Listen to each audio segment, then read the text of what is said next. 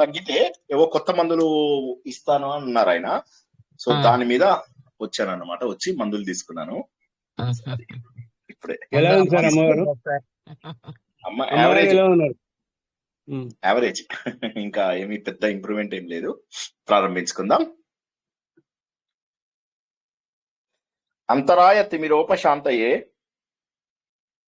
శాంత పావనమచించ వైభవం తం నరం వపుషి కుంజరం ముఖే మన్మహే కిమపి తుందిలం మహః వసుదేవసుతం దేవం కంసచానూరమర్ధనం దేవకీ పరమానందం కృష్ణో వందే జగద్గురుం శ్రీకృష్ణో వందే జగద్గురుం. భగవద్బంధువులకు, ఆత్మస్వరూపులకు, సత్యాన్వేషులకు స్వాగతం, సుస్వాగతం. భగవద్గీత భగవంతుడు మొన్ననే అనుకున్నాం మనము, రాసలీల అందరము మిస్ అయ్యాం. గోపికలందరికీ రాసలీల ద్వారా మోక్షాన్ని కలిగించారు. మనకేమో భగవద్గీత, గీతా గానం ద్వారా మోక్షాన్ని కలిగించాలని చెప్పేసి భగవంతుడు నిశ్చయించుకున్నాడు. భగవంతుడు 4 సార్లు మనకి గీతను అందించారు. మొదటగా భ్రమర గీతల రూపం లోపల, గోపికా గీతల రూపం లోపల అందించారు. అందులోపల మహోన్నతులైనటువంటి భక్తులకు, కొన్ని కోట్ల జన్మలుగా ఎదురు చూస్తున్నటువంటి భక్తులందరికీ, ఒక్క నిమిషం రికార్డింగ్ స్టార్ట్ చేశానా లేదా చూస్తున్నా. కొన్ని కోట్ల జన్మలుగా ఎదురు చూస్తున్నటువంటి భక్తులకి భగవంతుడు మోక్షాన్ని కలిగించడం అనేటటువంటిది జరిగింది రాసలీల రూపంలో. చిన్న చిన్న దోషాలుగా, అంటే సాధన ఉంది వాళ్ళందరికీ కూడా, సాధన చేయలేదని కాదు, పాపం కొన్ని కోట్ల జన్మలుగా ఎదురు చూస్తున్నారేమో, చిన్న చిన్న దోషాలు మిగిలిపోయాయి అన్నమాట వారందరికీ కూడా. ఆ చిన్న దోషాలు ఉన్నాయి కాబట్టి అవి దాటేస్తే ఇంకా అయిపోయింది, ఇంకా మోక్షం వస్తుంది. కానీ ఆ దోషం ఉంది కదా, మరి ఎలా వెళ్తారు మోక్షానికి? వెళ్ళడానికి అవకాశం లేదు. సో భగవంతుడే పూనుకుని ఒకే షాట్ లోపల, 1 షాట్ లోపల అందరికీ మోక్షం ఇచ్చేసేయాలి. అంటే స్పెషల్ సర్వీస్ అన్నమాట. మామూలుగా అయితే ఎన్నో ఏళ్ళు పడుతుంది. పాపం వాళ్ళందరూ కూడా ఎన్నో ఏళ్లుగా ముముక్షువులుగా ఉన్నారు, ఎదురు చూస్తున్నారు మోక్షం కోసం. సరైన సమయంలో వారికి మోక్షం ఇవ్వాలి భగవంతుడు. సరే, వారందరూ గోపికలుగా జన్మనిత్తడము, వారందరికీ రాసలీల ద్వారా మోక్షం ఇవ్వడము జరిగింది. అందులో మనం ఏం గుర్తించాము? భగవంతుడు వారందరి లోపల ఉన్నటువంటి భక్తి భావాన్ని పెంచుతూ, వారిలో ఉన్నటువంటి అహంకార భావం ఏదైతే కొద్దిగా ఉందో, అహంకార భావాన్ని దాన్ని కూడా పోగొట్టారు. అంటే పూర్తి స్థాయిగా 99% మనము శుభ్రపరచుకుంటే, మనని మనం శుభ్రపరచుకుంటే తప్ప భగవంతుడు మనకు మోక్షం ఇవ్వడు. ఈ ఒక్క పాయింట్ అందరూ నోట్ చేసి పెట్టుకోండి. మళ్ళీ ఒకసారి చెప్తున్నాను, మనని మనము పూర్తి స్థాయిలో ముందు శుభ్రపరచుకోవాలి. ఏమన్నానండి? ఎవరైనా ఒకసారి రిపీట్ చేయండి. ఏమన్నా నేను?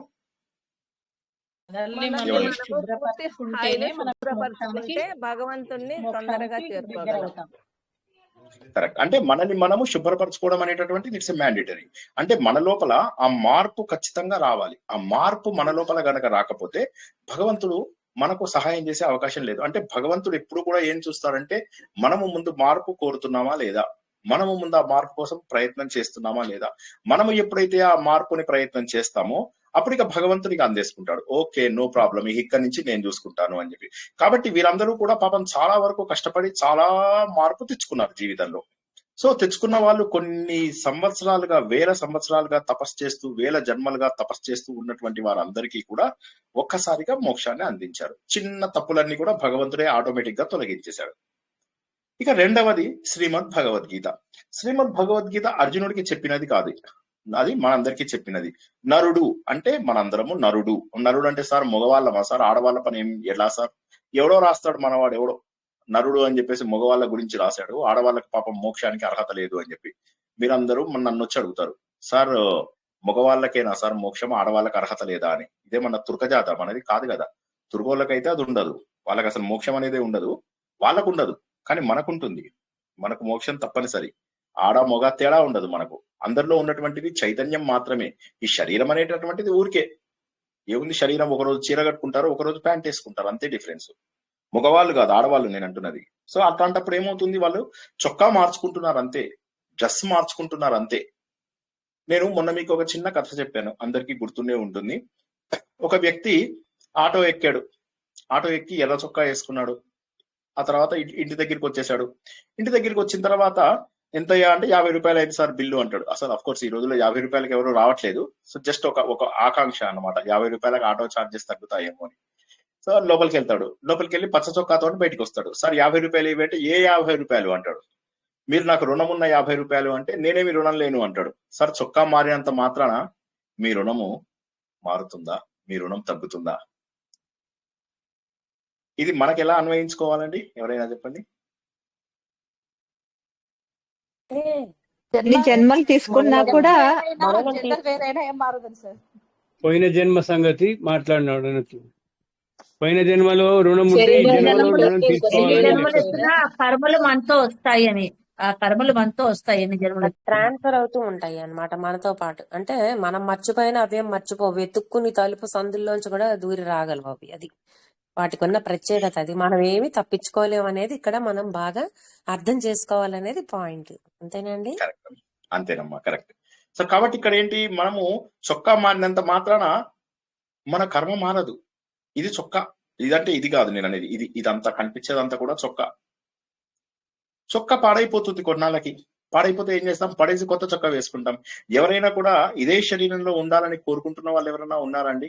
ఈ శరీరానికి రోగాలు వచ్చాయి, ఈ శరీరం లోపల ఎన్నో ఇంద్రియాలు పనిచేయడం లేదు, శరీరం అంతా కూడా మానసికంగాను శారీరకంగాను అని అంటాం కదా మనము. ఆ విధంగా శరీరంలో అన్ని రకాల బాధలు ఉన్నాయి.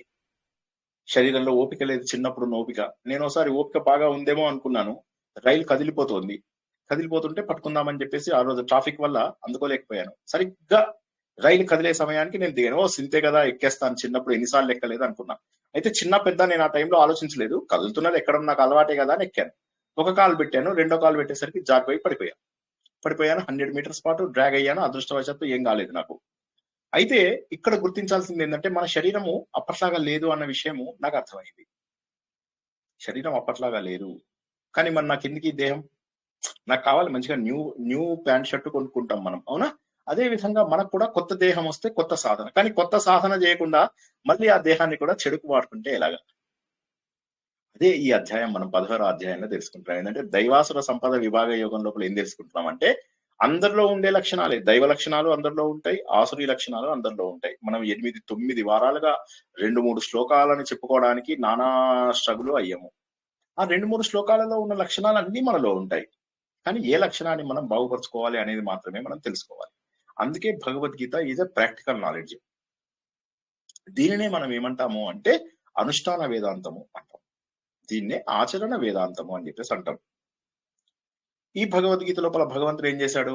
గోపిక గీతల్లో కేవలం భక్తి యోగం ఒకటే చెప్పాడు. ఓకేనా? ఇప్పుడు మనం నేర్చుకుంటున్నటువంటి శ్రీమద్ భగవద్గీతలో కర్మయోగం, భక్తి యోగం, రాజయోగం, జ్ఞానయోగం 4 చెప్పారు భగవంతుడు. ఆ తర్వాత మళ్ళీ భగవంతుడు 30 ఏళ్ల తర్వాత అర్జునుడు అడుగుతాడు, భగవాన్ నాకు మళ్ళీ ఏమైనా నువ్వు చెప్పగలవా అని అడుగుతాడు. అడిగితే, ఇప్పుడు నీకు అవసరం లేదయ్యా, అప్పుడు కర్మ చేయలేదు నువ్వు, అప్పుడు కర్మ వదిలేస్తే తప్పు, ఇప్పుడు కర్మ పట్టుకుంటే తప్పు. ఎందుకంటే అయిపోయింది, రాజ్య సుఖాలన్నీ అనుభవించేసావు. ఇప్పుడు మోక్షానికి వెళ్ళాలంటే మెడిటేషన్ ఎలా చేయాలో నేర్పిస్తాను అని చెప్పి రాజయోగం గురించి నేర్పించారు. దాన్ని ఉత్తర గీత అని అంటాం. ఇక చివరగా అంతా అయిపోయింది. శ్రీకృష్ణ పరమాత్మ అవతారం సాధించే సమయం లోపల ఆయన భక్తుడు శిష్యుడు అయినటువంటి ఉద్ధవ గీతని అడుగుతాడన్నమాట. భగవంతుడా, నాకు మాలాంటి వాళ్ళందరికీ కూడా ఏదన్నా అందించు. కర్మ ప్లస్ భక్తి ఉన్నటువంటి జ్ఞానము కొద్దిగా ఉన్నటువంటిది భగవద్గీతలో తెలుసుకున్నాం. కానీ మెయిన్లీ కర్మ, కొంత భక్తి, ఈ 2 కలిపి ఉన్నటువంటిది ఏదన్నా మాకు నేర్పించవా అనగానే అప్పుడు భగవంతుడు ఎక్కువ శాతం కర్మయోగము, కొంత భక్తి, కొంత జ్ఞానం కూడా ఉంటాయి, మరి ఉండకుండా ఉండవు, అవన్నీ ఉన్నటువంటి ఉద్ధవ గీత. ఈ ఉద్ధవ గీత మనం చెప్పుకోలేదు. భగవంతుడు 4 గీతలు చెప్పాడు. ఎవరైనా చెప్పగలరా ఈ 4 గీతలు ఏం చెప్పానో? ఎవరైనా చెప్పగలరా? 4 చెప్పగలిగే వాళ్ళు మాత్రమే చెప్పండి ఏం చెప్పానో. వీటిని గీతా చతుష్పదం అంటారు.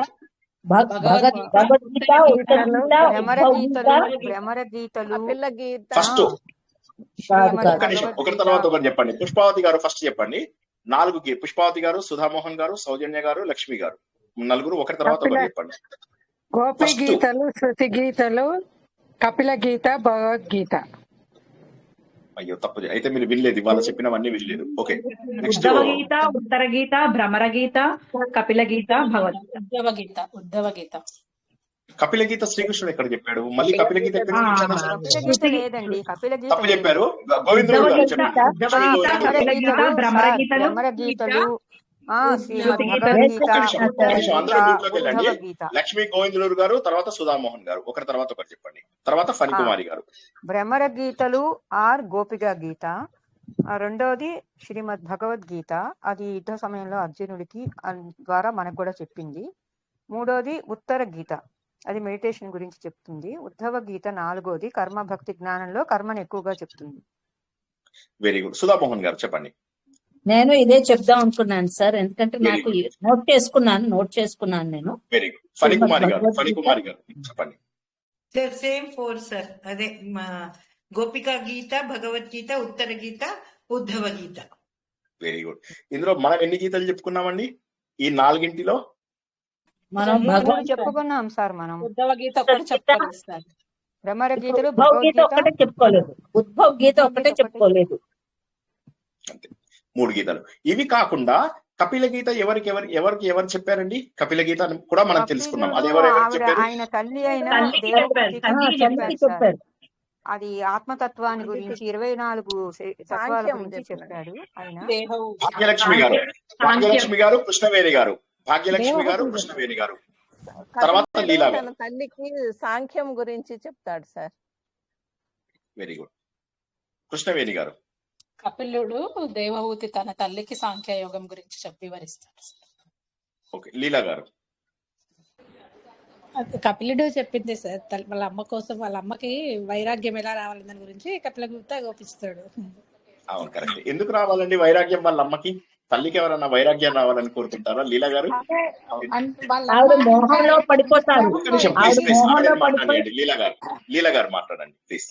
వాళ్ళమ్మ ఫస్ట్ భర్త వెళ్తారన్నప్పుడే ఆంక్షలు పెట్టారు సార్, నాకు ఇంకా అనుభవించాలని ఉంది, నాకు బాబు కావాలంటే మళ్ళీ తర్వాత కపిలుడు భగవంతుడు పుడతాడు. ఆ తర్వాత మళ్ళీ బాబు పుట్టాక కూడా ఇంకా ఆమెకు ఇంకా తగ్గదు, అన్ని ఇంకా కోరికల మీదనే ఉంటుంది, ఇంకా ఎంజాయ్ చేయాలని ఉంటే అప్పుడు ఇది కాదమ్మా కరెక్ట్, ఇంక ఇప్పుడన్నా తెలుసుకో నువ్వు అని, మోక్షం పొందే మార్గం చూసుకోవాలి నువ్వు ఇంకా అని చెప్పేసి ఆ కపిల గీత బోధిస్తాడు సార్ అప్పుడు. సో కాబట్టి ఇది కాక మనము శృతి గీతలు అని చెప్పేసి తెలుసుకున్నాం. శృతి గీతలు. సో మనము చాలా గీతలు తెలుసుకున్నాం ఇప్పటి వరకు, ఎన్నో గీతలు తెలుసుకున్నాము. మన గీతలు మారాలి. అవునా? శృతి గీతలు ఎవరికి చెప్పారో జ్ఞాపకం ఉందా అండి? వేదాలు సార్, అవి శృతి గీతలు అంటే వేదాలు. ఎవరికి చెప్పాయి? ఋషులుకా సార్? ఋషులకి వినిపించాయి. భగవంతుడు ఇది వాళ్ళ తపస్సు వల్ల వాళ్ళకి వినిపించాయి. మీరైతే శృతి గీతలు వినలేదు, నా ఎఫర్ట్ అంతా వేస్ట్ అయిపోయింది. అప్పుడు మెడిటేషన్ లో విన్నాం సార్. మెడిటేషన్ అంటే మంచిగా నిద్రపోమనా, చక్కగా వినమని. సరే సరే. శృతి గీతలు శృతి గీతల్లో ఏమైందంటే భగవంతుడు ఎలా ఉంటాడు అనేది తెలియదు. ఇప్పటికీ ఇన్ని తెలిసినా, ఇంత భాగవతం చదివినా కూడా ఎవరికి అర్థం కాదు భగవంతుడు ఎలా ఉంటాడు అనేది. మళ్ళీ మాయనే. భగవంతుడు ఎలా ఉంటాడు అంటే రాముడు రూపం, కృష్ణుడు రూపము, నరసింహస్వామి రూపము. ఉద్ధవుడు గోపికలకు చెప్పింది కాదు. అది వేరు. అది ఉద్ధవుడు గోపికలతో చెప్పినటువంటిది ఏదైతే ఉందో అది మనం భాగవత రహస్యాలు, అందులోపల ఎలా మనము భగవంతుని చూడొచ్చు అని చెప్పేసి చెప్పినటువంటి తత్వం అది వేరు. ఉద్ధవ తత్వం అది. ఉద్ధవ గీత కంటే కొద్ది ముందుకు వచ్చేది. కానీ శృతి గీతలు అనేవి ఏవైతే ఉన్నాయో ఇవేమైందంటే భగవంతుడు ఎలా ఉంటాడో ఎవరికి తెలియదు. సార్ ఎట్లా ఉంటాడు సార్? రాముడు లాగా ఉంటాడా, కృష్ణుడు లాగా ఉంటాడా, నరసింహస్వామి లాగా ఉంటాడా, వరాహస్వామి లాగా ఉంటాడా, నీలా ఉంటాడా, నాలా ఉంటాడా అంటే అన్ని రూపాలలో ఉండేటటువంటిది భగవంతుడే. సరే, మరి అలాంటి భగవంతుడిని కరెక్ట్ గా ఎలా చెప్పాలి? ఎగ్జాక్ట్లీ ఎలా ఉన్నాడంటే ఎలా చెప్పాలని వాళ్ళందరూ నారాయణ మహర్షి దగ్గరికి వెళ్తారు. ఆయన అంటాడు నాకు తెలియదు, సనక సనందన సనత్ సుజాత సనత్ కుమార్ వాళ్ళ దగ్గరికి వెళ్తారు. వాళ్ళు ఉంటారు మాకు తెలియదు, మా నాన్నగారు అయినటువంటి బ్రహ్మదేవుడికి తెలిసేమో అంటారు. అందరూ మ్యూట్ లో ఉండండి ప్లీజ్. బ్రహ్మదేవుడి దగ్గరికి వెళ్తారు. బ్రహ్మదేవుడు అంటాడు అరే మీరు నా దగ్గరికి వచ్చారు, నాకు కూడా తెలియదు ఎలా ఉంటారో, కానీ నాకు తెలిసింది ఏంటంటే నేను పుట్టిన సమయంలోనే నాకు వేదాలు అందించారు భగవంతుడు, కాబట్టి భగవంతుడిలోంచే వచ్చుండాలి వేదాలు. సో వేదాలనే వెళ్ళి అడుగుదాం అని చెప్పినప్పుడు వేదాలను వెళ్ళి బ్రహ్మదేవుడు, ఈ ఋషులంతాను, తర్వాత మన నారాయణ మహర్షి, సనక సనందన సనత్ కుమార సనత్ సుజాత, ఈ నలుగురు వీళ్ళంతా ఇంత పెద్ద గ్యాంగ్ వెళ్ళి దేవుడు ఎలా ఉంటాడు అని చెప్తారు. అనగానే అప్పుడు ఆయన మళ్ళీ నిర్వికారుడు భగవంతుడు, మళ్ళీ న్యాయ సమీరణ, మళ్ళీ మనం ఏవైతే విష్ణు సహస్రనామంలో లలిత సహస్రనామంలో తెలుసుకున్నామో ఆ లక్షణాలన్నింటి ద్వారా భగవంతుడిని తెలుసుకోవచ్చు అన్నటువంటి విషయాన్ని మనకు తెలియజేస్తారు. సో ఈ విధంగా భగవంతుని గురించి ఇన్ని రకాల గీతలు తెలుసుకున్నాము. కానీ మరి మన నెంబర్ ఎప్పుడు తగులుతుంది? లాటరీ నెంబర్ ఇన్నిసార్లు లాటరీ టికెట్లు కొనుక్కుంటున్నాం, మరి ఏదో ఒకసారి తగలాలి కదా, కనీసం 10 రూపాయలైనా తగలాలి కదా. ఎవరికైనా లాటరీ టికెట్ తగిలిందండి ఇప్పటి వరకు మన టీంలో? 10 రూపాయలైనా తగిలిన వాళ్ళు ఉన్నారా? దేవుడి గురించి కాదు, లైఫ్ లో ఎప్పుడైనా లాటరీ తగిలిన వాళ్ళు ఎవరైనా ఉన్నారా? 10 రూపాయలైనా? నాకు తగిలింది సార్, ఇంతవరకు రాలేదు నాకు సార్. తగిలింది సార్. అసలు ఇంతవరకు టికెటే కొనలేదు సార్ ఎప్పుడు మేము. కొనాలి మరి. టికెట్ కొనకపోతే ఎక్కడి నుంచి లక్ వస్తుంది చెప్పండి? లక్ వస్తుంది, ఉన్న డబ్బంతా పెట్టాలి, మెడలో నగలమ్మేసి మరీ పెట్టాలి, అప్పుడే మనకు లాటరీ తగులుతుంది. సో భగవంతుడి కోసం కూడా స్కూల్ అన్ని దగ్గర మనం అమ్ముతారు సార్. చిన్నప్పుడు స్కూల్ దగ్గర లాటరీ టికెట్ అమ్ముతుంది సార్, అప్పుడు మాత్రం తగిలింది సార్ ఒక 20 రూపీస్. 20 రూపీస్ తగిలింది. ఆ తర్వాత మీరు స్కూల్ మానేసారేమో కదా? మీరు నిజం చెప్పండి, ఆ తర్వాత మీరు మానేసారు కదా స్కూల్? ఏం లేదు, చాక్లెట్లు కొనుక్కొని తిన్నాం సార్ అంతే. కాదు, నిజం చెప్పండి, మీరు స్కూల్ మొత్తం చదివినట్టు అనిపించట్లేదు నాకు ఎందుకో. మీరు డిగ్రీ చేసినట్టు అనిపించట్లేదు. డిగ్రీ ఏం చేయలేదు సార్, 9th క్లాస్, అప్పటికే 10th లో పెళ్లి అయిపోయింది. ఎందుకని? మీకు లాటరీ టికెట్ రావడం వల్ల మీరు ఏమనుకున్నారంటే, సరిపోయింది నా జీవితంలో లాటరీ టికెట్ వచ్చేసింది, ఇక పెళ్లి చేసుకుంటే గొడవ వదిలిపోతుందని చెప్పేసి చేసుకున్నారు. లాటరీ టికెట్ తగలకపోతే మీరు డిగ్రీ దాకా వచ్చేవాళ్ళు, అంతేనా కదా? ఏమో సార్ తెలియదు, మనకు అంతే ప్రాప్తం ఉందేమో, 9th వరకు ప్రాప్తం ఉన్నట్టుంది. లేదు, చదువుతో సంబంధం లేదు, జ్ఞానానికి చదువుతో సంబంధం లేదు. సో కాబట్టి నేను జోక్గా అంటున్నాను కానీ, కాబట్టి జీవితంలో లాటరీ టికెట్ దొరకడానికి ఎలా అయితే ఇదవుతుందో, మరి మనకు లాటరీ టికెట్ ఇప్పుడు తగ్గుతుంది. మనందరికీ కూడా లాటరీ టికెట్ తగలాలి. ఆ లాటరీ టికెట్ అంటే ఏంటి? మోక్షం అంటే ముందు అర్థం కావాలి. మోక్షం వస్తుందా లేదా తర్వాత సంగతి, ముందు మోక్షం అనేటటువంటిది అర్థం కావాలి. ఒకసారి మోక్షం అంటూ అర్థమైపోయిన తర్వాత మనం ఆ మోక్ష సాధన కోసం కొంత కొంత కొంత కొంత ప్రయత్నం చేస్తాం. అయితే ఆ ప్రయత్నం చేసినప్పుడు ఏమవుతుంది? అందరిలో ఒకటే గుణాలు ఉంటాయి. ఇప్పుడు కొంతమంది, మనలో ఎంతమందికి 4 చేతులు ఉన్నాయండి? హలో, 4 చేతులు ఉన్నది ఎంతమంది అండి? ఎవరికి లేదు ఎవరికి లేవా? సార్ 4 చేతులు లేవండి, 4 కళ్ళు ఉన్నాయి. 4 కళ్ళు ఉన్నాయండి. నాకైతే 4 కళ్ళు ఉన్నాయండి, 4 చేతులు లేవు. సో అందరం ఒకే రకంగా ఉన్నాం కదా. అదే విధంగా శారీరకంగా ఎలా అయితే అందరం ఒకే రకంగా ఉన్నామో, మానసికంగా కూడా అందరం ఒకే రకంగా ఉంటాము. అయితే కొంతమంది ఏం చేస్తారు? ఈ చేతుల్ని చక్కగా వంట చేయడానికి ఉపయోగిస్తారు. కొంతమంది ఏం చేస్తారు? దేవుడికి పూజ చేయడానికి ఉపయోగిస్తారు. కొంతమంది ఏం చేస్తారు? ఆఫీస్ పని చేయడానికి ఉపయోగిస్తారు. కొంతమంది ఏం చేస్తారు? 4 కొట్టడానికి యూజ్ చేస్తారు. సో కాబట్టి ఏమవుతుంది? ఇందులోపల మనకు రకరకాల లక్షణాల వల్ల ఏమవుతుందంటే, మనం బందీలం అయిపోవడమో విడుదల అవ్వడమో అనేటటువంటిది తెలుస్తుంది. ఇప్పుడు మనం గుర్తించాల్సింది ఏంటంటే, వీటన్నిటికీ కారణం ఎవరు? వీటన్నిటికీ కారణం ఎవరు అంటే మనస్సు మాత్రమే వీటన్నిటికీ కూడా కారణము. మన ఏవ మనుష్యానం కారణం బంధ మోక్షయో, అంటే మనస్సే కారణం. వీటన్నిటికీ కూడా కారణమైనటువంటిది ఏంటి? మనస్సు. సో మనస్సును ఒక్కదాన్ని కనుక మనం సరైనటువంటి దారిలో పెట్టుకోగలిగితే మనకు మిగతావన్నీ కూడా చక్కగా కంట్రోల్లోకి వచ్చేస్తాయి అన్నమాట. అంటే మనసుని సరైనటువంటి దారి లోపల పెట్టుకోవాలి. మనం మనస్సును సరైనటువంటి దారిలో పెట్టుకుంటే శరీరం గాని, మన లోపల ఉన్నటువంటి అంతరింద్రియాలు గాని అన్ని కూడా దారిలోకి వస్తాయి. బాహ్య ఇంద్రియాలు, కాళ్ళు, జ్ఞానేంద్రియాలు, కాళ్ళు, ఇవన్నీ కూడా వస్తాయి. కాబట్టి ఆ మనసును ఎలా నిగ్రహించుకోవాలి అంటే, ఏ క్వాలిటీస్ అయితే భగవంతుడు చెప్పాడో అవే క్వాలిటీస్. అంతేగాని సార్ నాకు మనసుకు నచ్చింది ఏదో నేను చేస్తాను, నేను రోజుకు ఒక 5 నిమిషాలు పూజ చేస్తాను, నాకు వచ్చేస్తుంది అంటే అది సైన్స్ ఒప్పుకోదు. ఉదాహరణకి మళ్ళొకసారి బ్యాక్ వెళ్ళి మీకు అర్థం చేయిస్తా. 100 కిలోలు ఉన్నటువంటి ఒక వ్యక్తి, 100 కిలోలు ఉంది, వాడు వెయిట్ తగ్గాలనుకుంటున్నాడు. వాడేం చేస్తాడు? 100 కిలోలు ఉన్నవాడు నేను వెయిట్ తగ్గాలి అనుకుంటే రోజుకు 5 నిమిషాల పాటు నేను ఎక్సర్సైజ్ చేస్తే చాలు, అప్పుడప్పుడు ఎక్సర్సైజ్ చేయను, ఇంట్లోనే కాస్త 4 రౌండ్లు వేస్తాను సరిపోతుంది అనుకుంటున్నాడు. అది కాదు అని వాడికి ఎవడో చెప్పేవాళ్ళు లేడు. ప్రాబ్లం ఏంటంటే, ప్రతి ఒక్కడు ఏమన్నాడు? వాడు వెళ్ళాడు ఒక ప్రవచనకర్త దగ్గరికి వెళ్ళాడు, ఏం చేయాలి అని. ఆయన అన్నాడు, ఓ ప్రవచనకర్త అంటాడు నడవండి అంటాడు. ఎంత అంటే దేవుడి పేరు 1 నిమిషం చదువుకున్నా చాలు అంటాడు. అదే విధంగా వీళ్ళు కూడా ఏంటి, 5 నిమిషాలు చాలు అని చెప్పి తిరుగుతారు. ఇంకోటి ఏం చేస్తాడు? ఇంకో ప్రవచన దగ్గరికి వెళ్తాడు. ఆయన అంటాడు, ఎక్కడికి వెళ్ళక్కర్లే, నీ ఇంట్లోనే కూర్చొని నీ ఇంట్లోపల ఏదైనా చెట్టు ఉంటే ఆ చెట్టు చుట్టూ తిరుగు చాలు అంటాడు. వెయిట్ తగ్గుతామా? సో ఈ విధంగా అసలు పద్ధతి ఎవరు కూడా చెప్పడం లేదు. కానీ మనుషుల పైన ఎందుకు ఆధారపడడం పద్ధతి చెప్పడానికి? భగవంతుడు ఏ ఒక ఆధారం ఇచ్చినప్పుడు మనకు మనుషుల పైన ఎందుకు ఆధారపడడం? సో కాబట్టి ఏంటి, మనము ఎందుకు నేర్చుకున్నాం ఆ పైన 3 శ్లోకాలు అనే దాని గురించి ఇవాళ మనం ఇంత ఉపోద్ఘాతం. నేను ప్రతిరోజు అంటాను, నా ఉపోద్ఘాతం చాలా జాగ్రత్తగా వినండి. ప్రతి ఉపోద్ఘాతము నేను ప్రిపేర్ అవ్వకుండా చెప్పేస్తాను. ఎందుకోసం అంటే అవి భగవంతుడు అమృత వాక్కులు, అలా వచ్చేసేయాల్సిందే. భగవంతుడు నా మనసులోంచి తెప్పించినటువంటి వాక్కులను నేను దండం పెట్టుకుంటా. భగవంతుడు ప్రతిరోజు మొదటి 15-20 నిమిషాలు నేను చెప్పే ఉపోద్ఘాతం అందరికీ కూడా కళ్ళు తెరిపించేలాగా ఉండాలి అని చెప్పేసి అనుకుంటాను. ప్రతిరోజు ఈ 15 నిమిషాల ఉపోద్ఘాతం ఎందుకు చెప్తాం మనకు ఒక అధ్యాయం ముందు? ఎందుకంటే మన లోపల ఆ కళ్ళు తెరవాలి, ఈ మూడవ జ్ఞాన నేత్రం తెరుచుకోవాలి. ఎందుకు తెరుచుకోవాలి అంటే ముందు విషయాలని అర్థం చేసుకోవాలి కదా. ఈ కన్నుతో చూస్తే ఒక వస్తువు అటు కనిపిస్తుంది, ఈ కన్నుతో చూస్తే ఇటు కనిపిస్తుంది. కానీ నాకు కావాల్సింది జ్ఞాన నేత్రము, సరైనటువంటి దాన్ని సరిగ్గా చూసేటటువంటిది, ఎలా ఉన్నదాన్ని అలా చూడగలిగేటటువంటి మనస్తత్వాన్ని భగవంతుడు నాకు కల్పించు.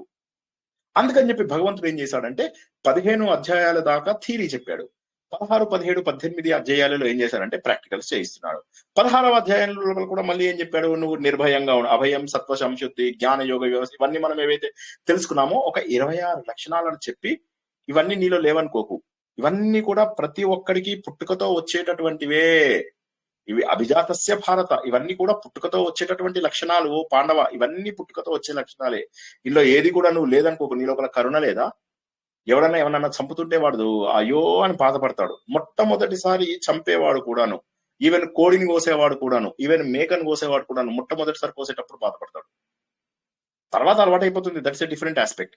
కానీ ముందు ఏదైతే ఉంటుందో వారు ప్రతి ఒక్కరూ బాధపడతారు. ఎందుకంటే కరుణ అనేటటువంటిది దేవుడిచ్చిన లక్షణం. కల్మషం లేనటువంటి మనస్సు అది దేవుడిచ్చినటువంటి లక్షణం. అందరి పైన దయ అనేటటువంటిది అది దేవుడిచ్చినట్టు. ఇది ఏదో మనం తెచ్చుకున్నదా? ఏదైనా మనం కూర్చొని ఈ రోజు నుంచి నేను జనాలతో కరుణగా ఉంటాను అనుకుంటే మీకు కరుణ వచ్చిందా? కాదు, భగవంతుడు ఆటోమేటిక్ గా ఇచ్చింది. కొన్ని ఏదైతే ఉన్నదో ఇప్పుడు అలాగే మనం స్నానం చేస్తే బాగుంటుందా అండి, స్నానం చేయకపోతే బాగుంటుందా? ఎవరైనా జవాబు చెప్పండి.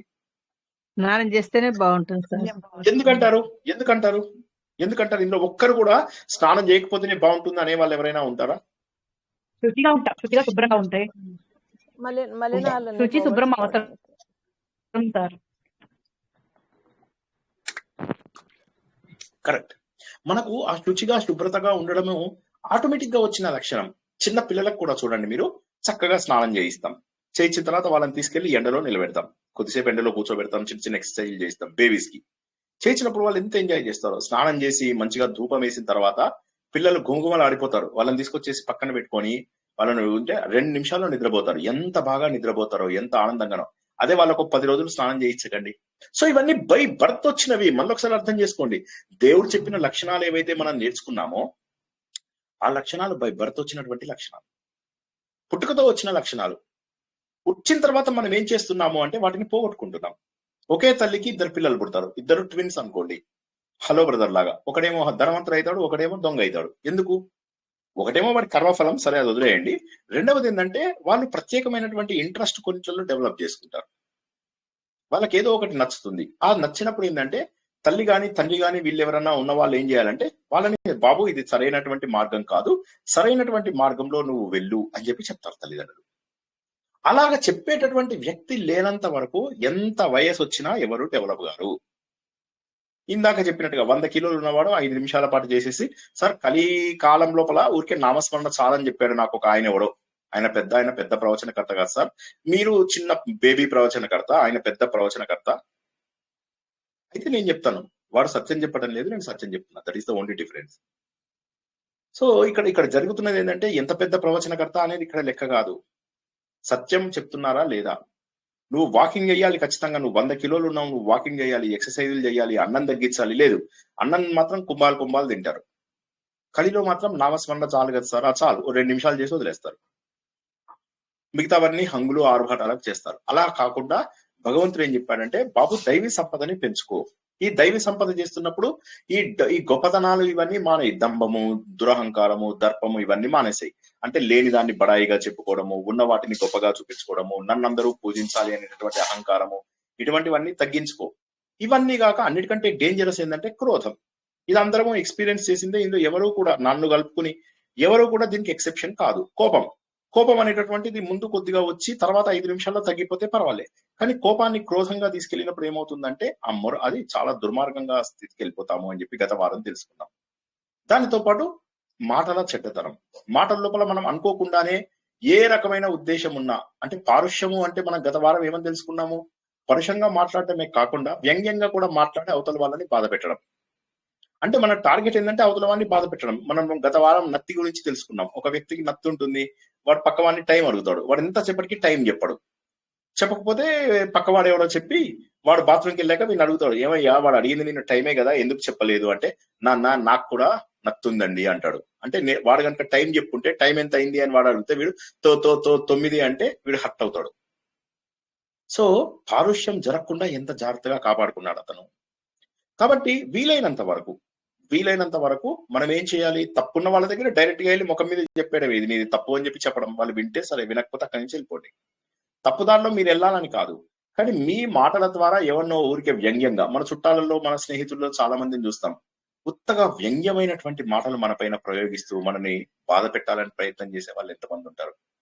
మనం జీవితంలో అందరము ఎదుర్కొన్నదే ఇది. చుట్టాలు కావచ్చు, స్నేహితులు కావచ్చు, మన పైన అసూయ అనుకోవచ్చు, మన పైన క్రోధం అనుకో, ఏమి చెయ్యకపోయినా కూడా మనం పైన అసూయ పడే వాళ్ళు చాలా మంది ఉంటారు. అవునా కాదా? ఎవరైనా చెప్పండి. మనం ఏమి చెయ్యకపోయినా కూడా మన పైన అసూయ పడే వాళ్ళు ఉంటారా లేదా? హలో, ఏముంటారు? ద్వేషం ఉంటారు సార్, కుప్పల మంది ఉంటారు సార్. ఉంటారు సార్ 90%. ఏమి చేయకపోయినా, మనం ఏమి చేయక్కర్లా, ఏమి చేయకపోయినా కూడా మనని ద్వేషించే వాళ్ళు, మనని అసహించుకునే వాళ్ళు, మనకు నష్టం జరగాలని, అంటే ఏ రకమైన అవకాశం లేకపోయినా, ఏ రకమైన అవసరం లేకపోయినా మనకు చెడు జరిగితే బాగుండు అని చూసే వాళ్ళే ఎంతో మంది ఉంటారు ప్రపంచంలో. కాబట్టి మరి ఎలాగా? అందుకోసం ఏంటంటే వీళ్ళందరికీ కూడా మనము క్రమ పద్ధతి లోపల దూరంగా వెళ్ళిపోతూ ఉంటాం. క్రమ పద్ధతి లోపల వీళ్ళందరినీ మనము పట్టించుకోకుండా ముందుకు వెళ్ళిపోతూ ఉంటాం. వెళ్ళిపోతూ ఏంటిగా మన జీవితాన్ని మనము నిర్ణయించుకోవాలి, మన జీవితాన్ని మనము ముందుకు తీసుకెళ్తూ ఉండాలి. ఎప్పుడు కూడా మన జీవితంలో ఆగిపోవడం అనేది ఎప్పుడు కూడా జరగకూడదు, అది కంటిన్యూ అవుతూ ఉండాలి. కాబట్టి ఆ మొరటుతనం అనేటటువంటిది అది చాలా దుర్మార్గమైనటువంటిది, పారుష్యం అనేది. అది వదిలేసిన తర్వాత చివరిగా వచ్చింది అజ్ఞానము. ఇప్పుడు దీన్ని మనం గత వారం తెలుసుకోలేదు, దాన్ని ఈ వారం మనం కొద్దిగా తెలుసుకుందాం. అజ్ఞానం అంటే జ్ఞానం లేకపోవడం. 2 రకాలు. జ్ఞానం అనేటటువంటిది 2 రకాలు. ఒకటి భౌతిక జ్ఞానము అంటే లౌకిక జ్ఞానము, మరొకటేమో భగవంతుడికి సంబంధించినటువంటి ఆత్మజ్ఞానం. ఓకే, ఈ పాయింట్ అర్థమైందా అండి అందరికీ నేనేమన్నాను? హలో, జ్ఞానం ఎన్ని రకాలు? భౌతిక జ్ఞానం, ఆత్మ జ్ఞానం. 2 రకాలండి, భౌతిక జ్ఞానము, ఆత్మజ్ఞానం. ఆత్మజ్ఞానము. అయితే ఇందులోపల ఏమవుతుంది? భౌతిక జ్ఞానము, ఆత్మజ్ఞానము అని ఏదైతే మనం తెలుసుకున్నామో, ఇందులోపల అందరికీ కూడా భౌతిక జ్ఞానం ఎంతో కొంత ఉంటుంది. వంట ఎలా చేయాలి అది జ్ఞానమే, వంట చేయడం అనేటటువంటిది జ్ఞానమే. అదే విధంగా కారు ఎలా నడిపించాలి అనేది జ్ఞానమే. తర్వాత అవతల వాళ్ళపైన వ్యంగ్యాస్త్రాలు ఎలా వేయాలనేది కూడా జ్ఞానమే. ఈ విధంగా మన లోపల కొన్ని రకాల భౌతిక విషయాలపైన వచ్చే జ్ఞానం మనకుంటుంది. రెండవది ఏంటంటే ఆధ్యాత్మిక జ్ఞానం. ఆధ్యాత్మిక జ్ఞానం అంటే ఏంటంటే, నేను ఎందుకు బతుకుతున్నాను? ఇప్పుడు ఉదాహరణకి మీకు ఎవరైనా కూడా, చాలా మంది 99.9% మందికి అసలు మోక్షం ఉందనేటటువంటి విషయం కూడా తెలియదు. మోక్షం ఎందుకు అవసరమో కూడా తెలియదు. నిజంగా మోక్షం నాకు కావాలి అనుకునే వాళ్ళు చాలా తక్కువ మంది ఉంటారు. ఇది మనము ప్రహ్లాదుడి కథ ద్వారా తెలుసుకున్నాం. ప్రహ్లాదుడు ఎవరో ఒక భక్తుడు ఉంటాడు. ఆ భక్తుడు, భగవంతుడు నీకు మోక్షం ఇస్తాను అంటే, నాకే కాదు నా దోస్తులందరూ చాలా మంది ఉన్నారు, పెద్ద గ్యాంగ్ నాది, అందరికి ఒక్కసారి ఇచ్చే దేవుడా మోక్షం అంటే, వాళ్ళందరికీ అర్హత లేదయ్యా, అట్లా అనకండి, మీరు నాకు మోక్షం ఇచ్చేటట్టయితే నా ఫ్రెండ్స్ అందరికీ మోక్షం ఇవ్వాలి. సరే తీసుకురాపోని అంటే, ఎప్పుడు కాదు, నేను వాళ్ళతో మాట్లాడి వాళ్ళందరితో చెప్పాలి కదా, రేపు మధ్యాహ్నం అని ఆయన. సరే 11 o'clock అంటే, 11 o'clock కదా, 1 గంట గ్రేస్ పీరియడ్ ఇద్దామంట అంటే, సరే 12 o'clock అని. సరే ఎంతమంది వస్తారంటే సుమారుగా 750 అని. దేవుడు పెద్ద జంబో జెట్టు, ఈయన బోయింగ్ వాని మాట్లాడుకుంటాడు. వాడంటాడు, ఓకే మాది 747 ఉన్నది, ఒక్క నిమిషం, సారీ, సో ఉంది, అది తీసుకొస్తానని చెప్పేసి దేవుడు పెద్ద ఇది తెచ్చుకుంటాడు అనమాట, పెద్దది తెస్తాడు. తెచ్చిన తర్వాత ఏమవుతుంది, నెక్స్ట్ డే నాడు వీడు వెళ్తాడు, వెంటనే వెళ్తాడు తన ఫ్రెండ్స్ అందరితో మీటింగ్ పెడతాడు. దేవుడు మనకు మోక్షం ఇచ్చేస్తున్నాడు అనగానే అందరూ చప్పట్లు కొడతారు, ఎగురుతారు, డాన్సులు చేస్తారు. ఆ మెల్లగా అందులో ఒకడెవడో తెలివైన వాడు అడుగుతాడు, అసలు మోక్షం అంటే ఏంటి అని. అనగానే ఇంకోటి అంటాడే, మోక్షం అంటే తెలియదారా, ఇక్కడ నీకు ఏమి సుఖం ఉంటుందో ఇంతకంటే ఎక్కువ సుఖం ఉంటుంది అక్కడ, ఇక్కడ నువ్వు బాటిల్ తాగితే అక్కడ 10 బాటిల్స్ తాగొచ్చు అంటాడు. ఇంకోటి అంటే, కాదు, ఇక్కడ మనము డాన్సెస్ అవి చూడడానికి వెళ్తాం కదా, అక్కడ రంభా ఊర్వశి మేనకాలు డాన్స్ అంటే అది కాదు పాపం ఈయన భక్తుడు అలా ఉండదు, అక్కడ అలా ఉండదు, దేవుడు అనే ఒక చైతన్యం ఉంటుంది. వాళ్ళు అంటారు, కొద్దిగా డౌట్ అవుతుంది వాళ్ళకి, మెల్లగా ఆగుతారు, డాన్స్ చేస్తున్న వాళ్ళు ఆగుతారు. చైతన్యం అంటే ఏంటి అంటారు. అంటే ఇప్పుడు నీ లోపల ఉన్న కదలిక అంటారు. అవును, ఇలా బాగానే ఉంది కదా అంటారు. బాగానే ఉంది కానీ చాలా ఆనందంగా ఉంటుంది. ఏంటి ఆనందంగా ఉండడము అంటే నీకు చాలా సంతోషంగా అంటే ఇప్పుడు మేము సంతోషంగానే ఉన్నాం కదా, ఏం కావాలంటే, కానీ సంతోషం శాశ్వతం కాదు కదా అంటారు. శాశ్వతం కాదంటే అవును, ఇంకో సంతోషం వస్తుంది, అందులో వెతుక్కుంటాం సంతోషం. సో దీనికి మోక్షానికి తేడా ఏంటి అని అడుగుతారు. పాపం ఇతను చాలాసేపు కష్టపడతాడు. ఇదేంటంటే జీవితం అశాశ్వతము, నువ్వు తాడును చూసి పాము అనుకుంటున్నావు, అన్ని పాపం ఎక్స్ప్లెయిన్ చేస్తాడు. వాళ్ళందరూ వింటారు. కొద్దిసేపు అయిన తర్వాత కొంతమంది ఆవరించడం మొదలెడతారు, కొంతమందికి నిద్ర వచ్చి పడుకుంటారు. అందరూ అవి ఎక్కువ మంది శ్రీనివాస్ స్టూడెంట్స్ ఉంటారు. ఎక్కువ మంది వాళ్ళందరూ గురకలు పెట్టి నిద్రపోతూ ఉంటారు. మస్తుంది సారు మాటలు, జోలపాట మస్తుంది, జోలపాట సూపర్, పడుకుందాం రా, ఆయన చూస్తున్నాడా ఏమన్నా, మనం ఏం వీడియోలో ఆన్ చేసినామా ఏమన్నా, మస్తు నిద్రపోదాం అని చెప్పేసి పడుకునే వాళ్ళు ఎక్కువ మంది నిద్రలు పోతారు, పడి నిద్రలు పోతారు. సగం మందికి అర్థం కాదు ఆత్మబోధ. ఇక ఇలాగ జరుగుతూ ఉంటుంది అది ఆత్మబోధ. సగం మందికి అర్థం కాదు, సగం మంది పాప మీద కష్టపడ్డా కూడా అర్థం కాదు, కొద్ది మందికి అర్థమైనట్టే ఉంటుంది కానీ ఇప్పుడు అవసరమా మాకు అని. సరే కొంతమంది అంటారు మొహమాటంతో, సరే రేపు మేము చెప్తాం. ఇంకోటి అంటాడు 23rd కి నా కొడుకు కూతురు తమ్ముడు పెళ్లి ఉంది, అది అయ్యాక. ఇంకోటి అంటాడు నా మనవరాలు కూతురు పెళ్లి ఉంది. ఇంకొకరు అంటాడు నాకు ఇంకో ఇట్లా పేరు చెప్పుకుంటాడు, ఏవో ఫంక్షన్స్ అయ్యాక వస్తాను అది ఇది. ఇంకోటి అంటాడు నా పిల్లలు ఇంకా చదువుకోవాలి, నా పిల్లల బాధ్యత ఉంది, ఇప్పుడు ఎలా వస్తాను, నీలాగా ఉన్నామా మేము బాధ్యతలు పట్టుకొని ఉన్నాము. వీడు స్టన్ అయిపోతాడు, నేను ఎక్కడ బాధ్యతలు వదిలేశాను.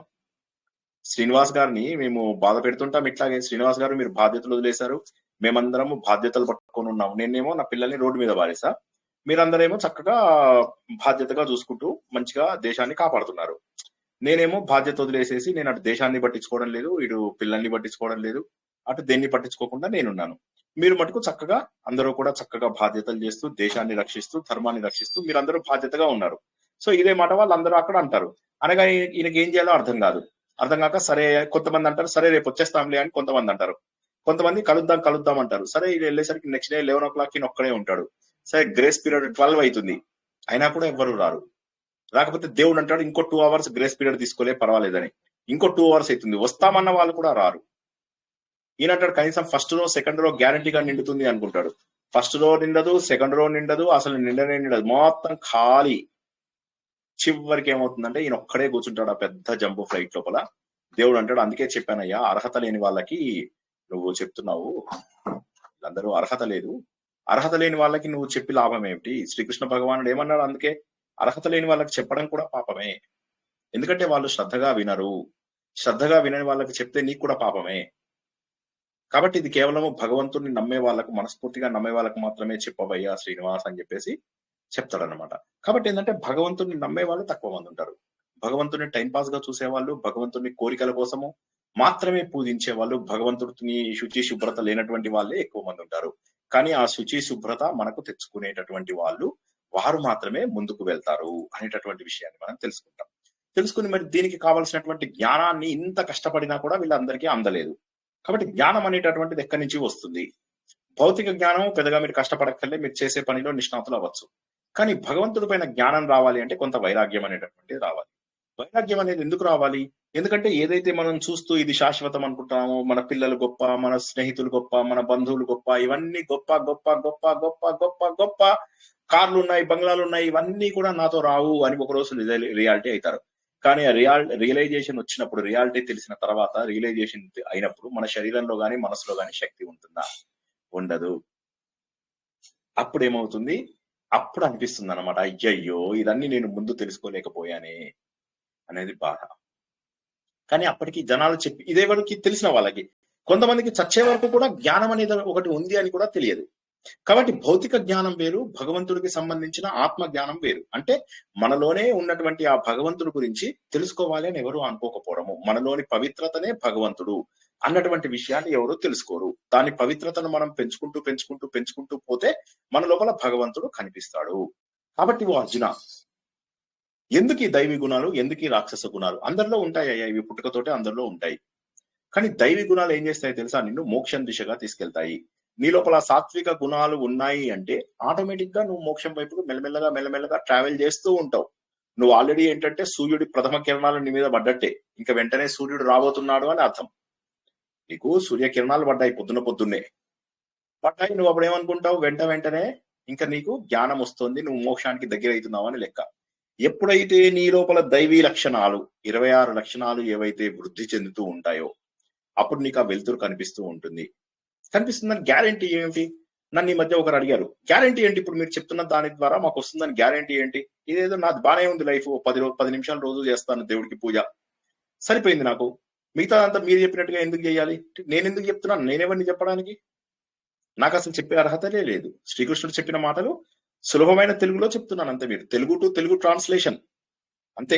రేసుగుర్రం సినిమాలో లాగా వాడు పోసాని కృష్ణమురళి ఏమంటాడు, నేను తెలుగు టు తెలుగు ట్రాన్స్లేషన్ చెప్తుంటే ఈ మీడియా వాళ్ళు తప్పర్థం చేసుకున్నారని. అట్లాగా వీళ్ళు తప్పర్థమైనటువంటి వాళ్ళు ఏం చేస్తారు, వాళ్ళకి అజ్ఞానం బాగా పెచ్చు మీరిపోయి ఉంటుంది. వాళ్ళు ఏమని అంటారు, నువ్వెవడికి చెప్పడానికి? ఎందుకంటే వాళ్ళ లోపల ఆసుడి లక్షణాలు చాలా ఎక్కువగా ఉంటాయి. వాళ్ళు అంటారు మేము చేసింది కరెక్ట్, మాకు ఇలాగే బాగున్నాయి. అవునా? ఎవరు చెప్పారు? శ్రీకృష్ణుడే చెప్పాడు. ఈ ఆసుడి లక్షణాలు ఏవైతే ఉంటాయో వాళ్ళని బంధనాలలో చిక్కుకుపోయేలాగా చేస్తాయి. వాళ్ళు బంధనాలలో ఉంటారు, కార్లు కొనుక్కుంటారు, బంగ్లాలు కొనుక్కుంటారు, వస్తువులు కొనుక్కుంటారు, ఫ్రెండ్స్ తో కలుపుకుంటారు, నెట్వర్క్ ను పెంచుకుంటారు, ఇంకా ఇంకా ఇంకా ఇంకా ఇంకా ఇంకా ఈ లోకంలో ఉన్న సుఖాల కోసమే ప్రయత్నం చేస్తారు.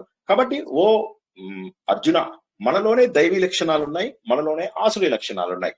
నువ్వు వేటిని పెంచుకుంటే అవి నిన్ను, దైవీ లక్షణాలేమో నిన్ను మోక్షం దిశగా తీసుకెళ్తాయి, ఆసుడి లక్షణాలేమో నీకు ఇక్కడ అయిపోయింది, సంఖ్యలు వేసేసాయి. కానీ బాగున్నాయండి శ్రీనివాస్ గారు, మీరు ఏమన్నా చెప్పండి, సంఖ్యలు మాకు బాగా అనిపించాయి. ఎందుకో తెలుసా, ఈ సంఖ్యలు మాకు ఎంజాయ్ చేస్తున్నాం మేము, బంధాలు మాకు బాగా అనిపిస్తున్నాయి. అప్పుడు అవి ఇనుప సంఖ్యలు కావవి, బంగారు సంఖ్యలు. కానీ సంఖ్యలు ఏవైనా కూడా సంఖ్యలే, మీకు ఇవాళ బంగారు సంఖ్యలే, కానీ ఆ సంఖ్యలను తెంచుకోలేరు కదా. బంగారం ఉంది కదా అని చెప్పి చేతులకి గాజులు వేసుకుంటాం, కానీ సంఖ్యలు వేసుకుంటామా? అయితే అర్జున, నువ్వు మాత్రము బెంగపడకు. నీ విషయంలో నేను ఇవన్నీ చెప్పడం లేదు, ఎందుకంటే నువ్వు సహజంగా దైవీ గుణాలతో జన్మించిన వాడివి అని సీక్రెట్ చెప్పేశాడు. ఇప్పుడు మనం మహాభారతంలో ఒక సీక్రెట్ తెలుసుకోబోతున్నాం అని చెప్పే కదా, అది మనకు ఎల్లుండి తెలుస్తుంది. ఆ సీక్రెట్ ఏంటి అనేది ఎల్లుండి సాయంత్రం తెలుస్తుంది మనకు. ఏమిటంటే అత్యద్భుతమైనటువంటి సీక్రెట్ మనం తెలుసుకుంటాం ఆ రోజు. అర్జునుడు దైవీ లక్షణాలు అద్భుతంగా కలిగి ఉన్నాడు. కాబట్టి అర్జున, నువ్వు మటుకు బెంగపడాల్సినటువంటి అవసరం లేదయ్యా. నువ్వు మటుకు అసలు డోంట్ వర్రీ అట్ ఆల్, నీకు దైవీ లక్షణాలే ఉన్నాయి. కానీ ఎవరైతే ఈ ఉన్న లక్షణాలనే పాడు చేసుకుంటారో వాళ్ళందరూ కూడా పాపాత్ములు, వాళ్ళందరూ కూడా బంధాలు పెంచేసుకుంటున్నారు. పాపాత్ములు అవ్వక్కర్లేదు, వాళ్ళు పుణ్యాత్ములు కూడా అవ్వచ్చు. కాకపోతే ఏంటంటే బంధాలు పెంచేసుకుంటున్నారు. బంధాలు పెంచుకుంటే ఏమవుతుంది, ఇక్కడే ఉండిపోవాల్సి వస్తుంది. ఇక్కడే ఉంటాడు, ఇంకొక జన్మ ఎత్తుతాడు, ఆ జన్మ లోపల మళ్ళీ పాపాలు చేసుకునే అవకాశం ఉంది. ఒక జన్మ ఎత్తావు అంటే ఒక పాపం ఒక పుణ్యం చేసుకునే అవకాశం ఉంది. దాని బదులు ప్రిఫరబుల్, మనకు మోస్ట్ ప్రిఫర్డ్ ఆప్షన్ ఏంటి తెలుసా, మనం పశువులుగా పుట్టడం ప్రిఫర్డ్ ఆప్షన్. పశువులుగా పుడితే ఏమవుతుందంటే కనీసము మనం ఉన్న కర్మనేదో అనుభవించేస్తాం, వదిలిపోతుంది. అందుకే చూడండి, పశువులు మనకంటే ఎక్కువ ఆనందంగా ఉంటాయి. మనుషులు ఏం చేస్తారు, కొత్త కర్మలు చేసుకోవడం వల్ల బాధపడుతూ ఉంటారు. కానీ నువ్వు శోకింపకు అర్జున, నువ్వు దైవీ లక్షణాలు ఉన్నాయి. దేవత లక్షణాలు ఉన్న వాళ్ళకి ఇక జన్మ ఉండదు, దేవతా లక్షణాలకు జన్మ ఉండదు, అది గుర్తుంచుకో. ఈ జన్మల ఈ లక్షణాల వల్ల ఏవైతే నేను చెప్పిన లక్షణాలు ఉన్నాయో ఆ లక్షణాలలో ఉన్న వాళ్ళలో కొంతమంది దైవీ గుణాలనే ఎక్కువ పెంచుకున్న వాళ్ళు ఉంటారు, కొందరు రాక్షస గుణాలనే పెంచుకున్నటువంటి వాళ్ళు ఉంటారు. వాళ్ళలో ఏమీ ఉండదు. అయితే నీకు దైవీ గుణాల గురించి చాలా డీటెయిల్ గా చెప్పాను. అదిగాక ఇంతకు ముందు అధ్యాయాలలో వాటి లోపల కూడా మనం చాలా తెలుసుకున్నాం. ఉదాహరణకు తెలుసుకున్నట్టయితే 12వ అధ్యాయం 35 లక్షణాలు తెలుసుకున్నాం, 13వ అధ్యాయం 20 లక్షణాలు తెలుసుకున్నాం. ఇలాగ మనము మంచి లక్షణాలు అనేవి ఏవైతే ఉన్నాయో భగవద్గీతలో ఎన్ని తెలుసుకున్నామో, విభూతి యోగంలో 8, 9, 10 అందులోపల భగవంతుడు విభూతిని విస్తారంగా తెలుసుకున్నాం. తెలుసుకున్నప్పుడల్లా మనకు అర్థమవుతుంది ఏంటంటే మంచి లక్షణాలన్నీ భగవంతుడివి అని. సో కాబట్టి ఏంటంటే దైవీ లక్షణాల గురించి నీకు చాలా విస్తారంగా చెప్పా. అయితే ఈ చాప్టర్ లోపల ఏం చేస్తానంటే ఆసురీ లక్షణాలను నేను బాగా ఇంకా కాస్త వివరించడానికి ట్రై చేస్తాను. నీకు ఆసురీ లక్షణాలు మాత్రం అవి ఎలా ఉంటాయి, వాటి స్వభావం. అయితే ఈ ఆసురీ లక్షణాలు ఎవరికైతే ఉంటాయో, ఇందాక నేను చెప్పినట్టుగా నేను చేసేదే కరెక్ట్ అనుకునే జనాలు, నేను చేసేది కరెక్ట్. ఉదాహరణకి టైంకి రండి అని చెప్తే వాళ్ళు ఏమంటారు, టైంకి ఎలా రావాలంటే మాకు బాధ్యతలు ఉన్నాయి, మీరేమో మీ పిల్లల్ని రోడ్డు మీద వారేశారు, మేమేమో మా పిల్లల్ని పెంచుతున్నాం. సో వీళ్ళకి ఏంటంటే ఆసురీ లక్షణాలు ఉన్నాయి. వాళ్ళు చేసింది కరెక్ట్ అనుకుంటారు. అంటే క్రమశిక్షణ అవసరం లేదు జీవితంలో, డిసిప్లిన్ అవసరం లేదు జీవితం లోపల నేర్చుకోవాలి, కొత్తది నేర్చుకోవాలి అనే అవకాశం లేదు. ఏం చేస్తారు, ఇప్పుడు ఫర్ ఎగ్జాంపుల్ నన్ను వచ్చి ఒకసారి విని నాకు జవాబు చెప్పడానికి ప్రయత్నం చేయండి. ఇంతకుముందు చెప్పిన వాళ్ళు కాకుండా కొత్త వాళ్ళు ట్రై చేస్తే సంతోషపడతా. ఒకళ్ళు నా దగ్గరికి వచ్చి, శ్రీనివాస్ గారు ఇదిలా ఉందండి, ఏం చేయమంటారు, నాకు ఈ కష్టం, నాకు కొడుకు ఉద్యోగం రాలేదు, కూతురికి పెళ్లి కాలేదు, మా ఆయనకు బుద్ధి రాలేదు, ఏదో ఒకటి చెప్తారు. చెప్తే నేను అంటాను, పర్వాలేదండి, దైవ నిర్ణయం అది, మనం ఏం చేయలేము, ప్రయత్నం చేయండి, వారికి చెప్పి చూడండి.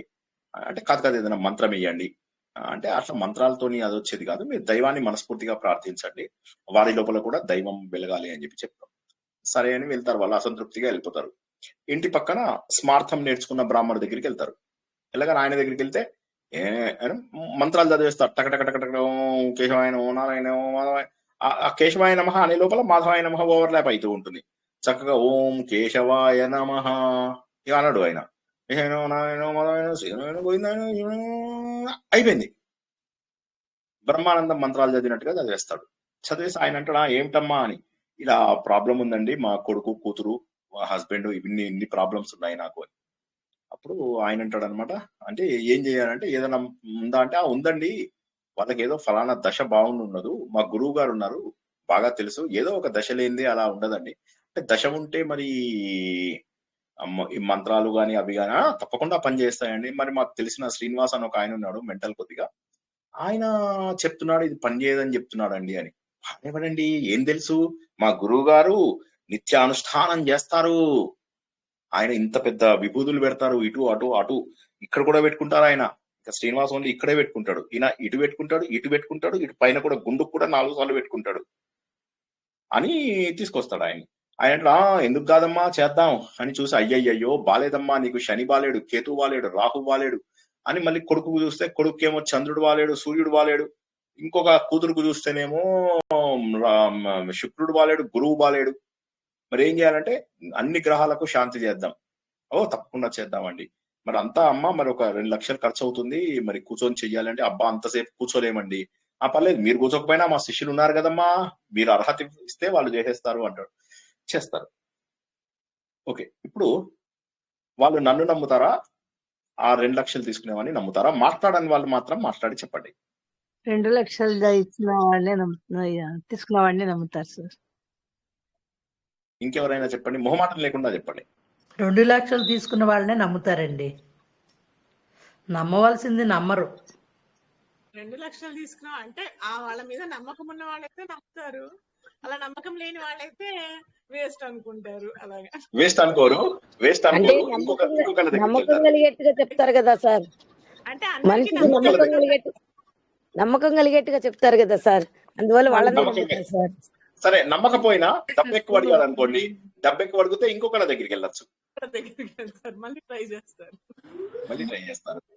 కానీ ఇక్కడ ఇప్పుడు ఇదే విధంగా నా మిత్రుడు ఒక ఆయన చేస్తారు అంటే జ్ఞానంతో ఆలోచన చేయకుండా ఊరిక మూఢగా ఈ పూజ చేస్తే ఇదే నాకు వచ్చేస్తుందని నమ్మింటారు, అట్లా చేస్తారు. దానికి వాళ్ళు చెప్పేటటువంటి లాజిక్ కూడా బాగుంటుంది. వాళ్ళు ఏమంటారు, ఏమమ్మా ఇప్పుడు నీకు జ్వరం వచ్చింది అనుకో, జ్వరం వస్తే నువ్వు జ్వరం అనుభవిస్తావా లేకపోతే మందు వేసుకుంటావా అని అడుగుతారు. ఏం చేస్తారు, మీకు జ్వరం వస్తే నా కర్మ అని చెప్పేసి వదిలేస్తారా, మీరు మందు వేసుకుంటారా? మరి వాళ్ళు చెప్పిన శాంతులు చేస్తే తప్పేంటండి, నాకు అర్థం కాదు. ఇప్పుడు నేను చెప్పానని ఒకసారి ఆలోచించకుండా ఒకసారి క్యాజువల్ గా ఆలోచించండి. జ్వరం వచ్చినప్పుడు మందులు వేసుకుంటావా? ఇప్పుడు నేను కూడా మా అమ్మగారికి మందులు తెస్తున్నానా? అవునా కదా, తెస్తున్నానా లేదా? తెస్తున్నాను, భగవంతుని ప్రార్థిస్తున్నాను, దేవుడా మా అమ్మకి ఏ రకమైన బాధ కలగకుండా చూసుకో, ఏ రకమైన ఇది లేదు, కనీసం ఇంకొక 3 నెలల పాటు కనీసం ఉత్తరాయణం వచ్చేదాకా అమ్మని బతికించు, ఇంతే కదా, అవసరమైతే నా ఆయుష్ తీసుకునైనా సరే ఒక 3 నెలలు అమ్మని బతికించు ఖచ్చితంగా అని చెప్పేసి మనం ఇంత కోరుకుంటాం దేవుణ్ణి, అంతే కదా. ఇదైతే తప్పదు కదా.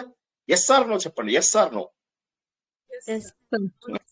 అది కాదు సార్, ఆ సమస్యను అధిగమించడానికి వాళ్ళకి కొద్దిగా గొప్ప ధైర్యం వస్తుంది, మానసిక ధైర్యం, కాన్ఫిడెన్స్ పెరుగుతాయి. ఆ పూజ చేయించాం, దేవుడిది మనకు ఉంటుందని వాళ్ళ ప్రయత్నాన్ని సరిగ్గా చేస్తారు. అదే లేకపోతే కొద్దిగా డల్ అవుతారు అనమాట, ఇది ఇంకా ఇంతే అయిపోయింది కదా అని. ఇప్పుడు తాయిత్తు కట్టించుకుంటాం, జ్వరం వస్తే పిల్లలందరికి కడతారు, ఉంగరాలు పెడతారు వేళ్ళకి, అది పెట్టినందువల్ల అయిపోతామని ఏం లేదు, ఒక ధైర్యం అనమాట, మనకి ముందుకు పోగలం, మనకి దైవ శక్తి తోడుందని. అంటే దైవాన్ని వాళ్ళకి తెలియకుండానే వాళ్ళు నమ్ముతున్నారు. అది సో ఒకసారి కానీ అది టెంపరీ కదా గురువు గారు, అంటే అది ఆ నిమిషంలో ఏదో వాళ్ళకి తోచింది వెళ్ళారు, ఆయన ఏదో ఒక చెప్పారు, అది శాశ్వతమైనది కాదు కదా సొల్యూషన్. అదే ఆ మనిషికి చెప్పి మార్చి కన్విన్స్ చేసి ఆ మార్గంలో, అంటే భక్తి మార్గంలో కొంచెం మీరు చెప్పిన విధంగా అలా వెళ్తే అది పర్మనెంట్ అవుతుంది కదా.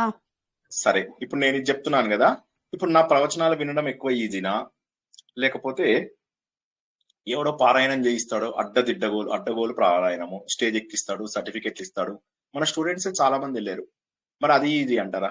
ఏం చేయక్కర్లేదు, మీరు ఊరికే వాళ్ళతో పాటు ట్రావెల్కి వెళ్తారు, డబ్బు కట్టేస్తారు, నోటికి వచ్చిన పారాయణం చదువుతారు, టైం పాస్ కి మంచిగా 3 పూటలా భోజనాలు తింటారు, ఓకే చేస్తారు. ఏమి భక్తి అంటే, భక్తి ఉన్న వాళ్ళ సంగతి పక్కన పెట్టేయండి. భక్తి లేని వాళ్ళు, భక్తి లేకుండా ఏదో అశ్రద్ధగా ఏదో కూర్చుంటారు, మొబైల్ చూసుకుంటారు, ఫ్రెండ్స్ అందరికి కూడా వీడియో లింక్ షేర్ చేస్తారు, నేను పారాయణం చేస్తున్నాను, వీడియోలో కనిపించాను అని చెప్పి. ఆ పారాయణం కూడా వాళ్ళు ఎందుకు చేస్తున్నారో తెలియదు, ఒక్క అక్షరానికి అర్థం తెలియదు, ఏదో చేస్తూ ఉంటారు, మధ్య లోపల డాన్సులు చేస్తారు, కర్రలతో ఆడుకుంటారు. అది ఈజీనా? లేకపోతే ఇక్కడ చెప్తున్న ప్రవచనంలో చెప్తున్న విషయాలు టైంకి వచ్చి చక్కగా నేర్చుకోవడం ఇంపార్టెంటా? ప్రవచనం ఇంపార్టెంట్. జ్ఞానం వస్తుంది. సులభమేది కాదు. ఇప్పుడు మీరు అందరూ కరెక్ట్ ఆన్సర్ చెప్పకద్దు, మనకు కరెక్ట్ సులభం ఏదో చెప్పండి. కరెక్ట్ ఆన్సర్ జ్ఞానం తెలుసుకోవడం, కానీ సులభం ఏంటి? పారాయణం చేయడం సార్. అంటే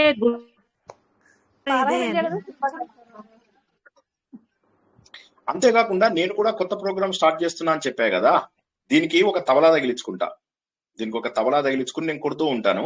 మీరందరూ చేతిలో చిరుతలు పెట్టుకోండి. ఏం చేయక్కర్లే, నేను వాడతాను 7 కొండలవాడ అంటే గోవింద, వెంకటరమణ అంటే గోవింద. మీరేం చేయక్కర్లే, ఉత్తగా గోవింద అంటే చాలు, మీకు మోక్షం వచ్చేస్తుంది. సో ఇప్పుడు ఏమైపోతుందంటే, దీంట్లోపల అశ్రద్ధ మనకు పెరిగే ఛాన్స్ ఉంది. అశ్రద్ధ అంటే ఇది కూడా భక్తితో చేస్తే దట్ ఈస్ ఆల్సో ఫైన్ కొంత, కానీ మన లోపల మార్పు తేనటువంటి ఆధ్యాత్మికత ఎందుకు? ఒక్కసారి ఆలోచించండి. మళ్ళీ మన లోపల మార్పు రావాలి. ఆధ్యాత్మికత అంటే ఏంటి? మన లోపల మార్పు రావాలి. ఇవన్నీ తప్పని నేను అనడం లేదు. భజనలు చేయండి, పారాయణలు చేయండి, నోములు చేయండి, వ్రతాలు చేయండి, కానీ 40 ఏళ్లుగా చేస్తున్నాము, మన లోపల మార్పు ఉందా? ఫలానా వాళ్ళకి గొడవైంది అంటే ఏం జరిగింది అంటే ఇంకో 4 అడుగుతారు ఏం జరిగింది అని. ఏం జరిగింది? ఇలా మెల్లగా ఎవడో కెలుకుతాడు, ఇంకోటి అంటాడు ఏమి ఇలా అయింది, ఇలా అయిందిట, అలా అయిందిట, వాళ్ళకి ఇలా అయిందిట, వీళ్ళకి ఇలా అయింది. ఇక ఎందుకు వచ్చిన పుణ్యాలు, ఎందుకు వచ్చిన పాపాలు, ఎందుకు వచ్చిన పరిణతి? గంగలో పడేయద్దా? అదే భక్తి గురించి చెప్పామనుకోండి, ఒక్కరు కూడా మాట్లాడారు, ఒకరు కూడా దాన్ని వినరు సార్. కానీ మరి నేరాలు, అవతల వాడిలో ఉన్న లోటుపాట్లు, అవతల వాళ్ళలో ఉన్నటువంటి లోపాలు, అవతల వాళ్ళలో ఉన్నటువంటి చెడు, అవతల వాళ్ళలో లేని చెడును కూడా మనం ఒక్కొక్కసారి చెప్పుకొని సంతోషపడతాం. అవతల వాళ్ళలో లేని చెడు కూడా, ఉన్నది చెప్పడం కాదు, లేనివి కూడా చెప్పుకుని కథలుగా అల్లి, ఒకసారి ఒక వైఫ్ హస్బెండ్ ఏదో చిన్నగా మాట అనుకోగానే పని మనిషి విన్నది. ఆమె ఏం చేసింది, వైఫ్ హస్బెండ్ ఇట్లా కొట్లాడుకున్నారు, వైఫ్ మీద హస్బెండ్ కొద్దిగా ఎగిరాడు అని చెప్తుంది. చెప్పగానే లేదా హస్బెండ్ అది నేను చెప్పింది అది wrong, cancel, I will take back.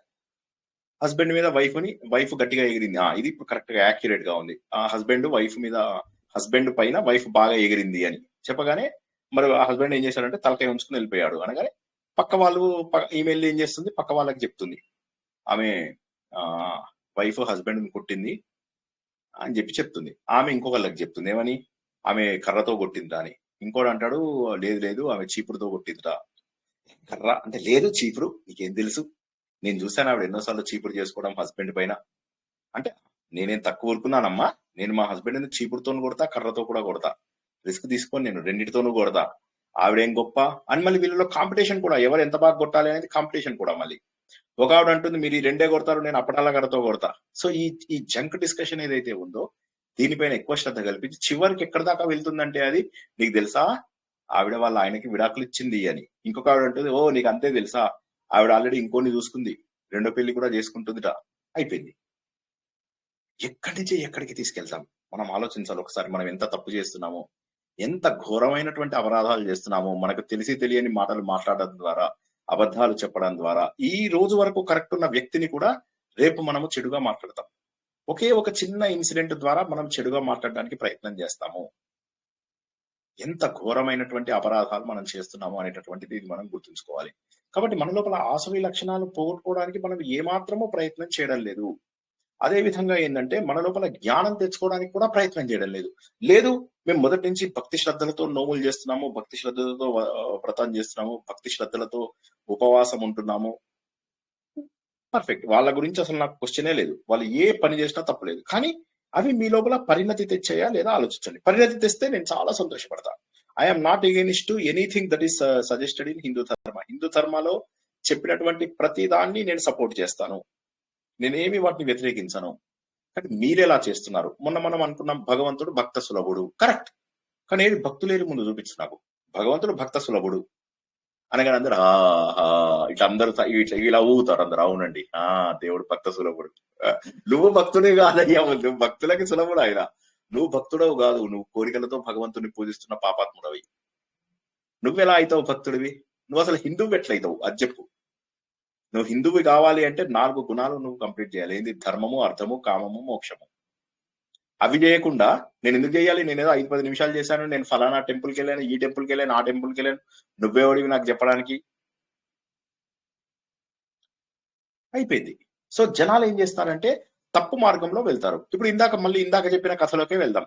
Srinivas చెప్పినప్పుడు వినని వాళ్ళు ఏం చేస్తారు, ఎవరికో 2 లక్షలు అంటగడతారు. ఇంకోటి ఏం చేస్తాడు, కాశీ లోపల నువ్వు లింగాలు పెడితే బాగుంటుంది, బోల్డ్ అంత పుణ్యం వస్తుంది అన్నారు. కాశీ లోపల వాడు బోల్డ్ అంత డబ్బులు బాది ఒకే లింగాన్ని వాడు 100 సార్లు పెట్టిస్తాడు, లక్షలు సంపాదిస్తాడు.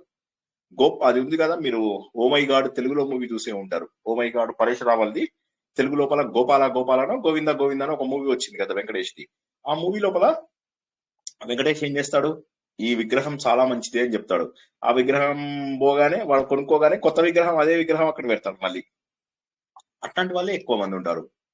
నేను టెంపుల్ దగ్గరికి వెళ్ళి మొన్న మహంకాళి టెంపుల్ దగ్గరికి వెళ్తే వాడు ఏం చేస్తున్నాడు, 50 రూపాయల 30 రూపాయల కొబ్బరికాయ ఎంతో 50 రూపాయలు చెప్తున్నాడు. ఇది గుడి కాబట్టి మేము తక్కువ ఇస్తున్నామని నన్ను అన్నాడు. అంటే ఒప్పుకుంటా, నా మొహం చూడగానే కొద్దిగా మోసం చేయొచ్చు అని ఉంటుంది. చేస్తే సరే ఏం పర్వాలేదు ఇచ్చేయండి అని చెప్పి తీసుకున్నా. ఇక ఏమన్నాము ఇంకా అక్కడ. వాళ్ళేంటి గుడిలో ఉండి కూడా మోసం చేస్తారు, గుడికి వెళ్లే వాళ్ళు మోసం చేస్తారు, గుడిలో ఉండి కూడా మోసం చేస్తారు.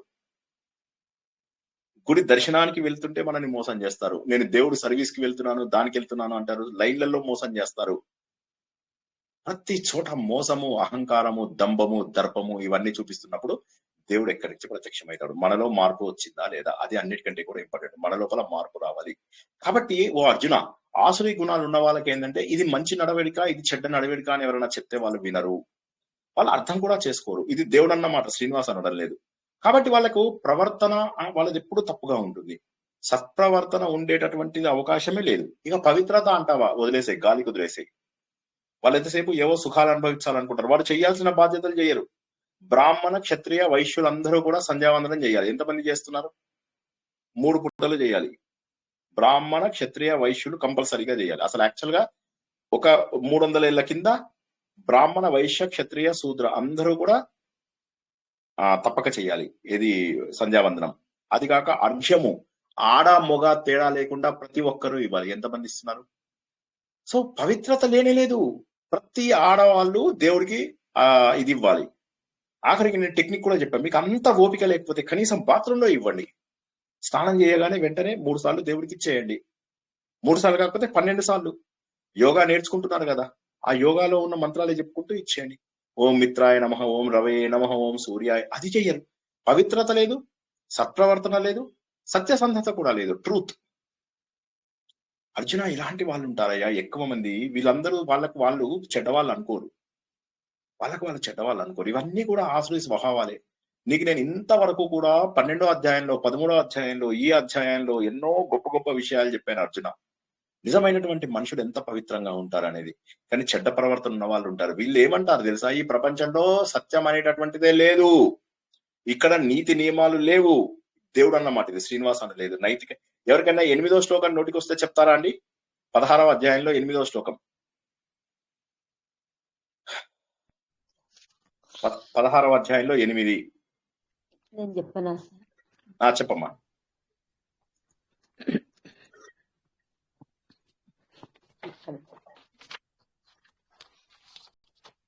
చూసి చదవండి, ఏం పర్వాలా. చూసి చదువుతాను సార్ చెప్తున్నానండి. అసత్యమప్రతిష్టం తే జగదాహురనీశ్వరం అపరస్పర సంభూతం కిమన్యత్ కామహైతుకం. అంటే ఇక్కడ ఏమంటున్నానంటే ఈ ప్రపంచం లోపల సత్యం అనేటటువంటిది లేదు. ఈ ప్రపంచంలో సత్యసంధత లేకపోతే నీతి నియమాలు, పరమ సత్యము అనేటటువంటిది ఏది లేదు. ఏ రకమైనటువంటి నైతిక విలువలు కూడా లేవు. భగవంతుడు అనేవాడు ఎవడు లేడు. దీన్ని ఎవరు సృష్టించిందో లేకపోతే ఇంకొకటి చేసిందో కాదు. ఇవన్నీ ఎట్లా జరుగుతున్నాయి అనుకున్నావు? స్త్రీ పురుష కలయిక, అంతే. స్త్రీ పురుషుల సంయోగంతోనే ఇదంతా జరిగింది. ఇందులోపల లైంగిక సంతోషం తప్పితే ఇంకా ఏ ప్రయోజనం లేదు. ఏం మాట్లాడుతున్నావు? బాబు గోగినేని అని ఒక ఆయన ఉన్నాడు, తెలుసా అందరికి? ఈ టీవీలలో బాగా వస్తూ ఉంటాడు. హలో, అతను హేతువా అంటే మూఢనమ్మకాలను ఖండిస్తాడు. అంతవరకు మనము ఆయనను ఒప్పుకోవచ్చు. కానీ ఆయన మాట్లాడిందంటూ అసలు దేవుడే లేడు, నువ్వు ఒప్పించు అంటాడు. ఆయన ఏమంటాడంటే, నేను దేవుడిని నమ్మను, నువ్వు దేవుడిని నమ్ముతావు కాబట్టి దేవుడు ఉన్నాడని ఒప్పించు అంటాడు. సింపుల్. అంటే ఆయన ఏం చేస్తాడంటే, he will transfer that burden to you, anus will be on you. అప్పుడు ఏమవుతుంది, నువ్వు వాళ్ళకి మన వాళ్ళకి ఎవరికి తెలుసు హిందువుల లోపల ఎవరు ఏం చేస్తాడు, ఎవడు సమాధానం చెప్పే స్టేజ్ లో ఉండడు. ఆయనతో ఆర్గ్యూ చేయడానికి కూడా ఎవడు ఉండడు. ఎందుకంటే ఆయన అన్నదానికి ఎవడు జవాబు చెప్తాడు? ఎవడు జవాబు చెప్పడు. సో ఇట్లా ఏమైపోతుందంటే, అటువంటి వాళ్ళు ఏం చేస్తారు, ఇదంతా పిచ్చి మాటలు మాట్లాడకండి, సైన్సే గొప్పది. సైన్స్ ఏం సాధిస్తుంది? ఉన్న విషయాలను కొన్నింటిని ప్రూవ్ చేయగలుగుతుంది. తప్పకుండా సైన్స్ గొప్పదే, అందులో సైన్స్ కాదని అనలేము. కానీ సైన్స్ ప్రూవ్ చేయలేనివే ఎన్నో ఉన్నాయి. సైన్స్ ప్రూవ్ చేయలేనివే ఎక్కువ ఉన్నాయి. దానికి ఎవరు కారణం? మనకు తెలిసినటువంటిది గోరంతా, తెలియంది కొండంతా. ఇప్పుడు ఏం చేస్తారంటే, ఆ తెలిసిన కొద్ది దాన్ని పట్టుకుని వీళ్ళకి తెలిసిన దాని మీద కూడా శక్తి ఉండదు. వాళ్ళు ఏం చేస్తారు, ఏమీ లేదు, ఇదంతా కూడా స్త్రీ పురుషుల సంభోగం ద్వారా వచ్చినటువంటిదే, ఇంకేమీ లేదు, దీనికి ఇక వేరే కారణం ఏమీ లేదు. అంటే ఎంత దుర్మార్గంగా ఆలోచిస్తూ ఉంటారు చూసుకోండి ఒకసారి, ఎంత దుర్మార్గంగా ఆలోచిస్తూ ఉంటారు. ఏ ప్రయోజనం లేదు. వీళ్ళు ఉండడం వల్ల ఏమవుతుందంటే, వీళ్ళు తప్పుదారిన పట్టినటువంటి వాళ్ళు అర్జున, వీళ్ళు తప్పుదారిన బట్టి వాళ్ళు పాడైపోరు. వాళ్ళు అల్ప బుద్ధి కదా వాళ్ళది, వాళ్ళు క్రూరులుగా తయారైపోతారు. క్రూరులుగా అంటే అత్యంత దుర్మార్గులుగా తయారైపోతారు. అత్యంత చెడ్డ కార్యక్రమాలు చేస్తూ ఉంటారు. ఈ మొత్తం ప్రపంచానికి మెయిన్ ఎనిమీస్ ఎవరో తెలుసా? వీళ్ళే. ఈ ప్రపంచాన్ని మొత్తం నాశనం చేసేది ఎవరో తెలుసా? వీళ్ళే. ఇటువంటి వాళ్ళే అర్జున, గుర్తుంచుకో. వీళ్ళ వల్లే మన ప్రపంచం అంతా కూడా నాశనం అయిపోతుంది. ఎందుకంటే ఇటువంటి దృక్పథం ఉన్న వాళ్ళు వేరే వాళ్ళని ఏ విధంగా వాళ్ళు సరిగ్గా దారిలో తీసుకెళ్తారు?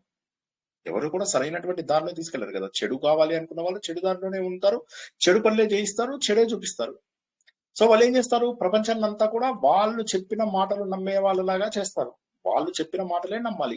నీ నమ్మకాన్ని వాళ్ళు ఇది చేయరు. వాళ్ళు చేసేటటువంటి చెడు ఇంత అంత కాదు. వాళ్ళకు కామం కూడా విపరీతంగా ఉంటుంది. కామం అంటే ఇక్కడ కోరికలు, బంగారాలు కొనుక్కోవడాలు, కారు కొనుక్కోవడాలు, గొప్పలు చెప్పుకోవడాలు, ఇవన్నీ చాలా ఎక్కువ ఉంటాయి వాళ్ళ లోపల. ఉండేం చేస్తారు వాళ్ళు, వాళ్ళకు ఉన్న లక్షణాలను చూపించుకుంటూ మమ్మల్ని అందరూ గౌరవించాలి. అడ్డదిడ్డంగా గర్వం పెరిగిపోతుంది. దంభం, దర్పం ఇవేవైతే ఉన్నాయో అవన్నీ కూడా వాళ్ళకి బాగా పెరిగిపోతాయి. పెరిగిపోయి వాళ్ళు ఏం చేస్తారంటే రాంగ్ కాన్సెప్ట్స్ మాట్లాడతారు. ఇప్పుడు దేవుడి గురించి మనం మాట్లాడినప్పుడు ఏమంటారు, ఇంట్లో వాళ్ళు కానీ వీళ్ళు కానీ, నీకు ఎంతసేపు దేవుడు పట్టాడేంటి, వదిలే దేవుడిని వదిలే. దేవుడు ఇంట్లో చెప్పడానికి ఎంతో మంది చెప్తారు. మన చుట్టాలు ముందు బాధ్యతలు తీర్చుకో. ఆ 70 ఏళ్ళు వస్తాయి, వాడు ఏం బాధ్యతలు చేయాలి? వాడు 70 ఏళ్ళు ఉన్నాయి వాడికి ఇంకా కొత్తగా చేసే బాధ్యతలు ఏంటి? ఆ బాధ్యతలు చేయవయ్యా ముందు. చాలు ఇవన్నీ రాలు. ముక్కు మూసుకుంటే పనులన్నాయి. ఎవరు చెప్పాడు ముక్కు మూసుకోమని చెప్పి? మన భగవద్గీత మొత్తము కూడా నీ కర్మని నువ్వు సరిగా చెయ్యి అని చెప్పాయి, కానీ ఎక్కడైనా ముక్కు మూసుకొని తపస్సు చేయను అన్నయ్య. ఇదేమైతుందంటే తెలియని వాళ్ళు, మన ఇంట్లో వాళ్ళే, గుర్తుంచుకోండి, మన ఇంట్లో వాళ్ళకే తెలియదు ఇందులో ఏముందో. కనీసం భగవద్గీతలో ఎన్ని చాప్టర్స్ ఉన్నాయో మీకు తెలిసిన ప్రతి ఒక్కరిని అడగండి. 18 చాప్టర్స్ ఉన్న సంగతి ఎప్పుడు చెప్పాడు తెలుసా? భగవద్గీతలో 18 చాప్టర్స్ ఉన్నాయని కూడా తెలియని వాళ్ళు ఎంతో. భగవద్గీతలో 10 చాప్టర్ల పేర్లు చెప్పమని, 5 చాప్టర్ల పేర్లు చెప్పమనండి. వాళ్ళకి మన దేవుళ్ళ గురించి కానీ మన ధర్మం గురించి కానీ మాట్లాడేటటువంటి అవకాశం ఉందా? సో ఈ ఆసురి లక్షణాల వాళ్ళు ఏం చేస్తారంటే ఎంతసేపు కూడా కాదు, మనలో ఉండే ఊపిరే శివం, లేకపోతే శవం. అదే కదా దేవుడు, ఇంకా లేడు అని ఎట్లా అంటారు సార్? మీరు చెప్పాలి. నేనేమంటున్నానంటే ఆయన ఎవరు అన్నాడు అంటున్నారు కదా, మామూలుగా నేను అనుకుంటున్నాను సార్, మనం ఉండబట్టే కదా, దేవుడు ఉండబట్టే కదా ఊపిరి తీసుకుంటున్నాం, మనం ఇంత చేస్తున్నాం, లేకపోతే మనం ఎందుకు పనికి వస్తాం సార్? అది లేనట్టే కదా. అవును, మీ లాజిక్ నాకు అర్థం అవుతుంది, వాళ్ళకి అర్థం కాదు కదా అంటాను. ఇప్పుడు మీ ఇంట్లో వాళ్ళకి అందరికి 18 చాప్టర్స్ ఉన్నాయి భగవద్గీతలో అని తెలుసా? లేదు సార్, నేను చెప్పలేను కూడా. మీరు ఒక 5 చాప్టర్ల పేరు చెప్పండి కనీసం. భక్తి యోగం, విభూతి యోగం, కర్మయోగం, కర్మ సన్యాసి, సాంఖ్యయోగం. సో ఏమైతుందంటే ఇక్కడ ప్రాబ్లం ఏంటంటే, నేను ఊరికే అడిగాను, మీరు అందరూ చెప్పాలని కాదు, ఇన్ జనరల్ ఆలోచించండి. మన జనాల లోపల కనీసం బేసిక్ ఇప్పుడు మనకి ఎన్నో పుస్తకాలు ఉన్నాయి, అవన్నీ వదిలేయండి, అవన్నీ పక్కన పడేయండి. కనీసం భగవద్గీతలో ఎన్ని అధ్యాయాలు ఉన్నాయో చెప్పలేని వాళ్ళు కూడా ఉన్నారు. మరి వీళ్ళకి ఏ విధమైనటువంటి హక్కు ఉంది మన ధర్మం గురించి మాట్లాడేటటువంటిది? వీళ్ళు ఎంతసేపు కూడా తప్పుడు సిద్ధాంతాలు పట్టుకుంటారు. ఏం చేస్తారు తప్పుడు సిద్ధాంతాలు అంటే? దేవుడు ఏమన్నాడు? అన్ని తనే చేస్తున్నాను అన్నాడు. చంపేది నేనే, చచ్చేదే నేనే అన్నాను, కాబట్టి నేను నిన్ను చంపుతున్నాను. ఒక ఒక ఒక ఒక సినిమాలో చేస్తారు తెలుసు, ఒక విలను చంపేది ఎవరు, చచ్చేది ఎవరు? నువ్వు నా చేతిలో చచ్చేది రాసుంది, అందుకోసం నా చేతిలో చస్తున్నావు అని వాడు మెడగోసేస్తాడు. సో తప్పుడు సిద్ధాంతాలు పట్టుకున్నారా లేదా? శివుడాజ్ఞ లేనిదే చీమైనా గుట్టదు. కాబట్టి నిన్ను నేను చంపుతున్నానంటే దానికి కారణం ఏంటంటే శివుడాజ్ఞ. ఇలా మాట్లాడే వాళ్ళు ఉంటారు కదా. వీళ్ళు ఏం చేస్తుంటారంటే తాత్కాలికమైనటువంటి వాటికి వాళ్ళు ప్రాధాన్యత ఇస్తూ ఉంటారు, శాశ్వతమైనటువంటి భగవంతుడికి ప్రాధాన్యత ఇవ్వరు. తాత్కాలికమైనటువంటి సిద్ధాంతాలు పట్టుకుని వాటికే ఆకర్షితమై వాళ్ళు ఏం చేస్తారంటే అపవిత్రమైనటువంటి ధోరణి లోపల ప్రవర్తిస్తూ ఉంటారు. క్లియర్ గా మనకు భగవంతుడు చెప్తున్నాడు, ఇది ఎవరో చెప్తున్న విషయం కాదు, భగవంతుడే చెప్తున్నాడు. కాబట్టి ఈ ఆసురి లక్షణాలు ఉన్న వాళ్ళు చాలా మంది ఉంటారు అర్జున. వాళ్ళు పరమ దుర్మార్గంగా చేస్తూ ఉంటారు. దీనివల్ల ఏమవుతుందంటే వాళ్ళకి జవాబు లేని వాళ్ళు ఏమవుతారంటే, జవాబు ఒకటి ఉంది అని తెలిసిన వాడు ప్రశాంతంగా ఉంటాడు. జవాబు ఉన్నది అని చెప్పి తెలియని వాడికి కనుక ప్రాబ్లం వచ్చిందంటే వాడు అల్లకల్లోలం అవుతాడు, 10 మందిని అల్లకల్లోలం చేస్తాడు. వాడు టెన్షన్ పడతాడు, 10 మందిని టెన్షన్ లో పెడతాడు. కానీ ఎప్పుడైతే భగవంతుడిని మనం మనస్ఫూర్తిగా నమ్ముతామో, ఎప్పుడైతే భగవంతుడు ద్వారానే ఈ ప్రపంచం అంతా నడుస్తోంది అని మనం గుర్తిస్తామో, అప్పుడు మనం అలా చెయ్యం. అప్పుడు మనం ఏం చేస్తామంటే ప్రశాంతంగా ఉంటాం. ఇద్దరు వ్యక్తి, ఇది మనకు మాండూక్యోపనిషత్తులోన ముండకోపనిషత్తులోన ఉంది. 2 పక్షులు చెట్టు మీద ఉన్నాయట. ఒక పక్షి ఇలా పైకి చూస్తుంది, ఒక పక్షి అలా నిర్వికారంగా చూస్తుంది, ఇంకో పక్షి మాత్రము దొరుకుతున్నటువంటి పండ్ల మీద ఫలాల మీద కళ్ళు పెట్టి చూస్తుంది అన్నాడు. దానికి అర్థం ఏంటంటే, ఒక పక్షి ఏదైతే ఉందో దేనికి సంబంధం లేకుండా, ప్రపంచక విషయాల గురించి ఏమీ సంబంధం లేకుండా అన్ని భగవంతుడి యొక్క ఆజ్ఞతో జరుగుతున్నాయి అని ప్రశాంతంగా ఉంది. రెండవది మాత్రం ఇక్కడ దొరికేటటువంటి భోగభాగ్యాలపైన వాటిపైన మనసు పెట్టి ఉంది. అప్పుడు ఏమవుతుందంటే అలజడి వస్తుంది. ఇద్దరు సైకిల్ మించి పడ్డారు, ఒకే రకంగా పడ్డారు. ఒకడేమో మొత్తం భూమి ఆకాశం దద్దరిల్లేలాగా ఏడుస్తున్నాడు, ఇంకోటికేమో అవే దెబ్బలు తగిలాయి, కానీ వాడు కామ్గా ఉన్నాడు. సో ఇక్కడ పరిణతి అనేది మనకి ఎక్కడ ఉపయోగపడుతుంది? పరిణతి అనేటటువంటిది ఎక్కడ ఉపయోగపడుతుంది? నువ్వు తప్పుడు సిద్ధాంతాల ద్వారా రాంగ్ కాన్సెప్ట్స్ తయారు చేసి, దేవుడు అంటే తెలియని వాళ్ళు ఎవడు పడితే వాడే మాట్లాడుతూ ఉంటాడు. ఈ రోజు లోపల భగవద్గీత ఎవడన్నా ఏమంటాడు? అన్నిటికీ క్వశ్చన్స్ కి ఆన్సర్స్ భగవద్గీతలో ఉన్నాయంటే అవునంటాడు, అందరూ అదే అంటారు. ఎవరికి భగవద్గీతలో ఎన్ని చాప్టర్స్ ఉన్నాయో తెలియదు, కానీ అన్ని భగవద్గీతలో ఉన్నాయి. అన్ని ఎవరికి తోచినటువంటి సిద్ధాంతాలు వాడిస్తూ ఉంటాడు. కానీ భగవద్గీత ఎంత బ్యూటిఫుల్ గా ఆర్గనైజ్ చేయబడి ఉంది.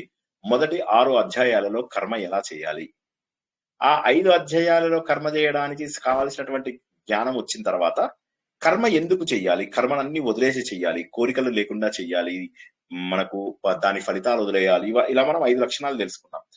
అదైన తర్వాత ఏమైంది? వీటన్నిటికీ మనసు నిగ్రహంగా ఉండదు, కాబట్టి 6వ అధ్యాయంలో మెడిటేషన్ చేయమని చెప్తాడు.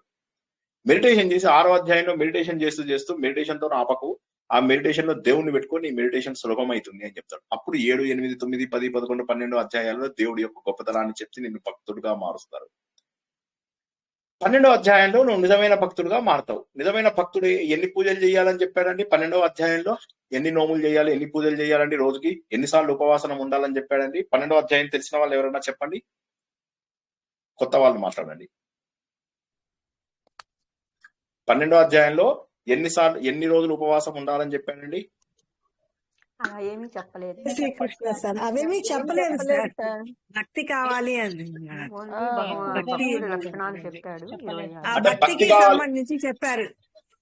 చెప్పమ్మా, ఒక 4 లక్షణాలు చెప్పండి సుగుణ గారు. భక్తికి సంబంధించిన ఒక 4 లక్షణాలు చెప్పండి. 35 ఉన్నాయి, 4 లక్షణాలు చెప్పండి. సారీ, అంటే ధ్యానం చేయమన్నారు. ధ్యానం చేయడానికి రాకపోతే దేవుణ్ణే అభ్యాసం చేయండి, అభ్యాసం వల్ల వస్తుంది.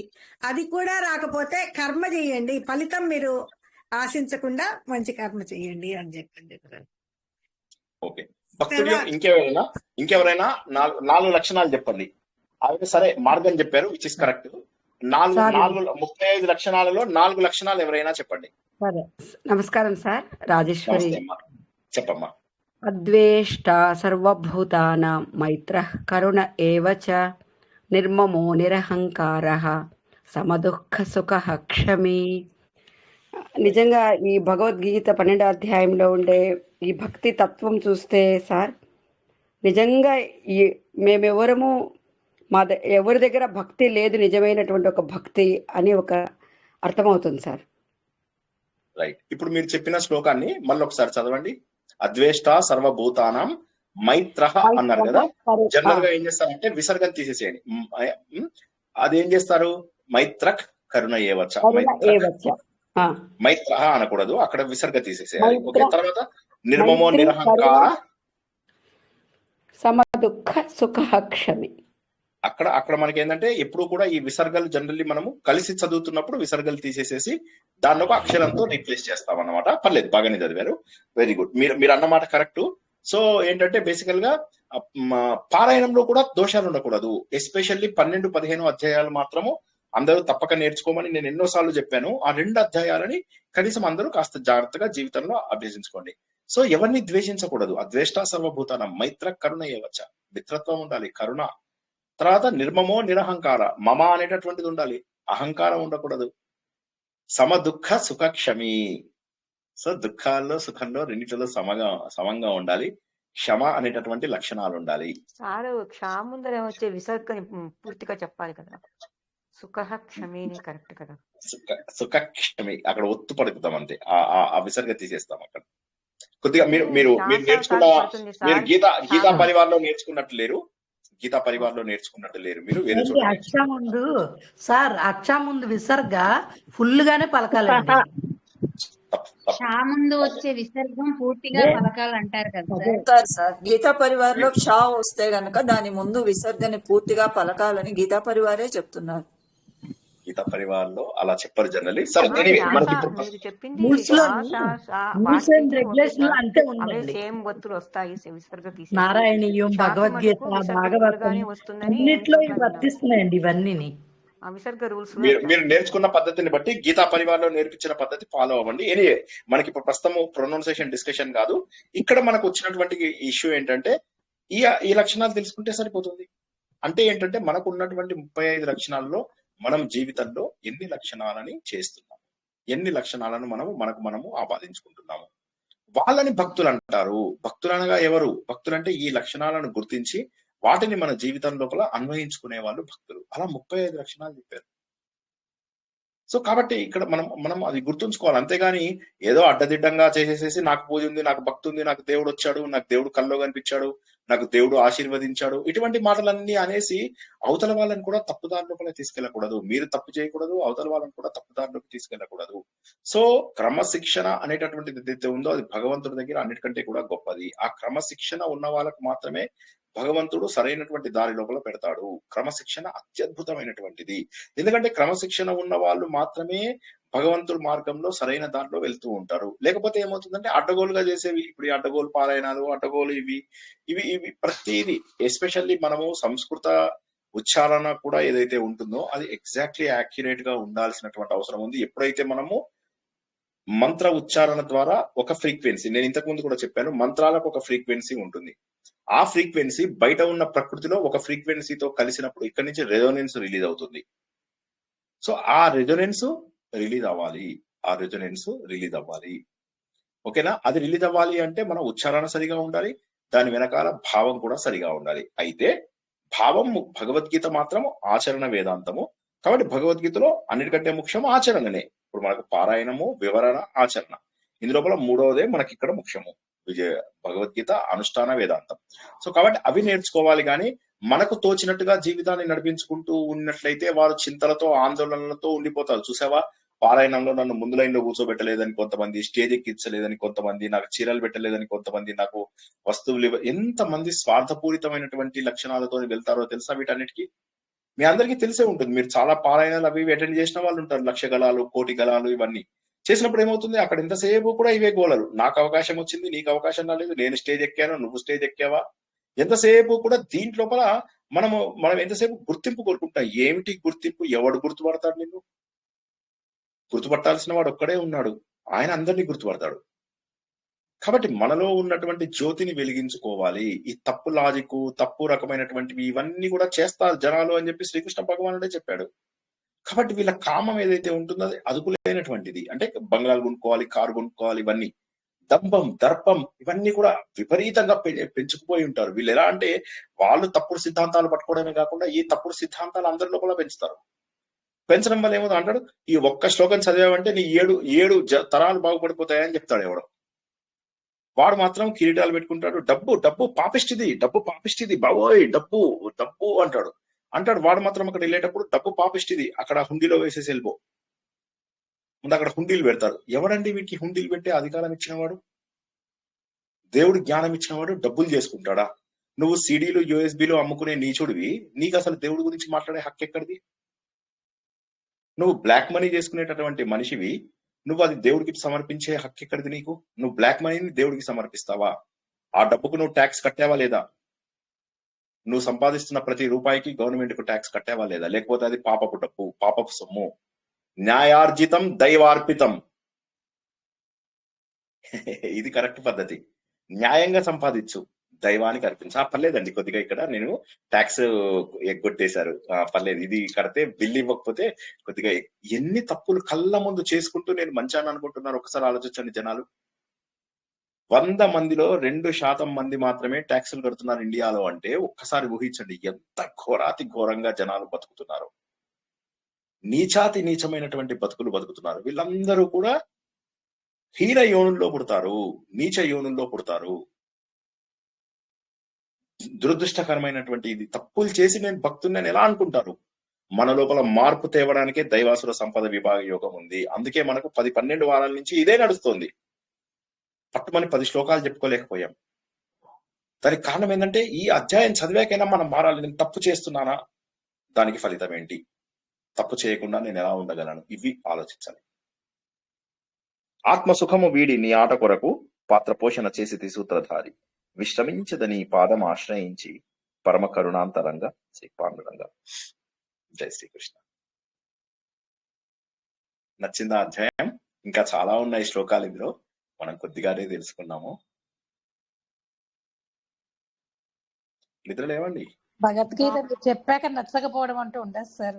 ఎంత వెయిట్ చేస్తామో ఈ రోజు కోసం మేమైతే. అసలు ఎంత బాగుంటుందో మిగతావన్నిటి కదా, ఇదొకటి నేను మొదటి నుంచి వెళ్ళకపోయాను సార్.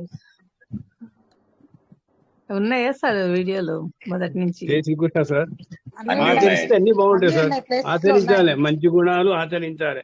భగవద్గీతను అనుసంధానం చేసుకుంటూ రోజు ఒకటి ఏదో ఒక శ్లోకం చదువుకోవాలి, ఒక్కటన్నా చదువుకోవాలి. ఏదో దాంట్లో బుక్ తెలిసి ఇప్పుడు మహాత్మా గాంధీ గారు ఆయనకు అవసరం వచ్చినప్పుడు భగవద్గీత చదివి ఒక్క శ్లోకం చదివితే ఆయనకు ఏదో సమస్యలు తీరిపోయినాయి అంటారు. అది నిజమా అవదో నాకు తెలియదు. అంటే అర్థం చేసుకుంటే సమస్యలు తీరుతాయండి. అర్థం చేసుకో, ఇప్పుడు మనకు అర్థమే కాదు, శ్లోకాలు బట్టి కొట్టడంలోనే, మనం మెమొరీ చేయడంలోనే 1 year వేస్ట్ అవుతుంది తెలుసా? 6 నెలలు నేర్చుకోవడానికి, 6 నెలలు సుమారుగా 1 year పట్టదండి మీకు మీరు బట్టి కొట్టడానికి? గోల్డ్ మెడల్ 2 years పడుతుంది సార్. 2 years కష్టపడతారు సార్ గోల్డ్ మెడల్ కోసం. జీవితంలో ఎవడో ఇచ్చే గోల్డ్ మెడల్ కి 1 year సూపర్ ఫాస్ట్ గా నేర్చుకుని అన్ని బట్టి కొట్టేవాడు 1 year బట్టి కొట్టాడు అనుకోండి. ఎందుకని 12, 15, 16 3 బట్టి కొట్టండి, సరిపోయింది, అయిపోయింది. మీకు మొత్తం వస్తాయి. 12, 15, 16లో మొత్తం వస్తాయి. విష్ణు సహస్రనామం ఉంది, బట్టి కొట్టుకోండి. లలిత సహస్రనామం ఉంది, బట్టి కొట్టుకోండి. ఇంతకంటే ఎక్కువ 700 శ్లోకాలు బట్టి కొట్టాలంటే ఎన్ని రోజులు పడుతుంది సార్? భక్తి ఉండట్లేదు సార్, మెమరీ ఉండట్లేదు. బట్టి కొట్టలేకపోతున్నాం కాబట్టి బట్టి వదిలేసామండి, బట్టి మాట వదిలేసామండి. నేనేమంటానంటే చాప్టర్ ఏం చెప్తుంది, సార్ చెప్పడం అది నేనేమంటున్నానంటే ఫస్ట్ చాప్టర్ లో ఏం చెప్పాడు అనగానే అర్జునుడు చెప్పిన లక్షణాలన్నీ మీకు గుర్తుకు రావాలి. అర్జునుడు అందరినీ చూసే వరకు ఒక రకంగా ఉన్నాడు, చూసిన తర్వాత ఎలా అయిపోయాడు, శ్రీకృష్ణుడిని ఎలా అన్నాడు. ఒక్కొక్కసారి మధ్య మధ్యలో శ్రీకృష్ణుడి మీద కూడా సెటైర్లు, వ్యంగ్య బాకులు అంటాడు. మధ్యలో నువ్వు వృష్ణి వంశానికి చెందిన వాడివి అని అంటాడు. ఎందుకు వార్ష్ణేయ అంటాడు, ఎందుకని ఆడపోతున్నది నా వంశము, నీ వంశం కాదు అని ఇండైరెక్ట్ గా శ్రీకృష్ణుడి మీద సెటైర్లు వేస్తాడు. వాళ్ళ ఎదురుగా ఉన్న వాళ్ళు ఆతతాయిలు అంటాడు. ఆతతాయిలు అంటే క్షమకు అర్హత లేనటువంటి వాళ్ళు. అంటే అవతల వాడి ఇల్లు కాలబెట్టేవాడు, వేరే వాడి వైఫ్ ని అవమానం చేసేవాడు, వేరే వాడి డబ్బుని కొట్టేసిన వాడు, వేరే వాడి స్థలాన్ని కొట్టేసిన వాడు, వేరే వాడికి విషం పెట్టిన వాడు, వీళ్ళందరినీ వీళ్ళకి క్షమ ఉండకూడదు. అయినా కూడా నేను క్షమిస్తాను, ఎందుకంటే వాళ్ళకి తెలియదు, నాకు తెలుసు నేను గొప్పోని. ఇటువంటి మాటలన్నీ అన్నటువంటి అర్జునుడిలో 2వ చాప్టర్ లో డైరెక్ట్ గా భగవంతుడు జ్ఞానయోగము కర్మయోగం 2 కల్పించి క్షత్రియ ధర్మాలు చెప్తాడు. క్షత్రియ ధర్మాలు చెప్పిన తర్వాత సాంఖ్యం గురించి చెప్తాడు, ఆత్మతత్వం గురించి చెప్తాడు.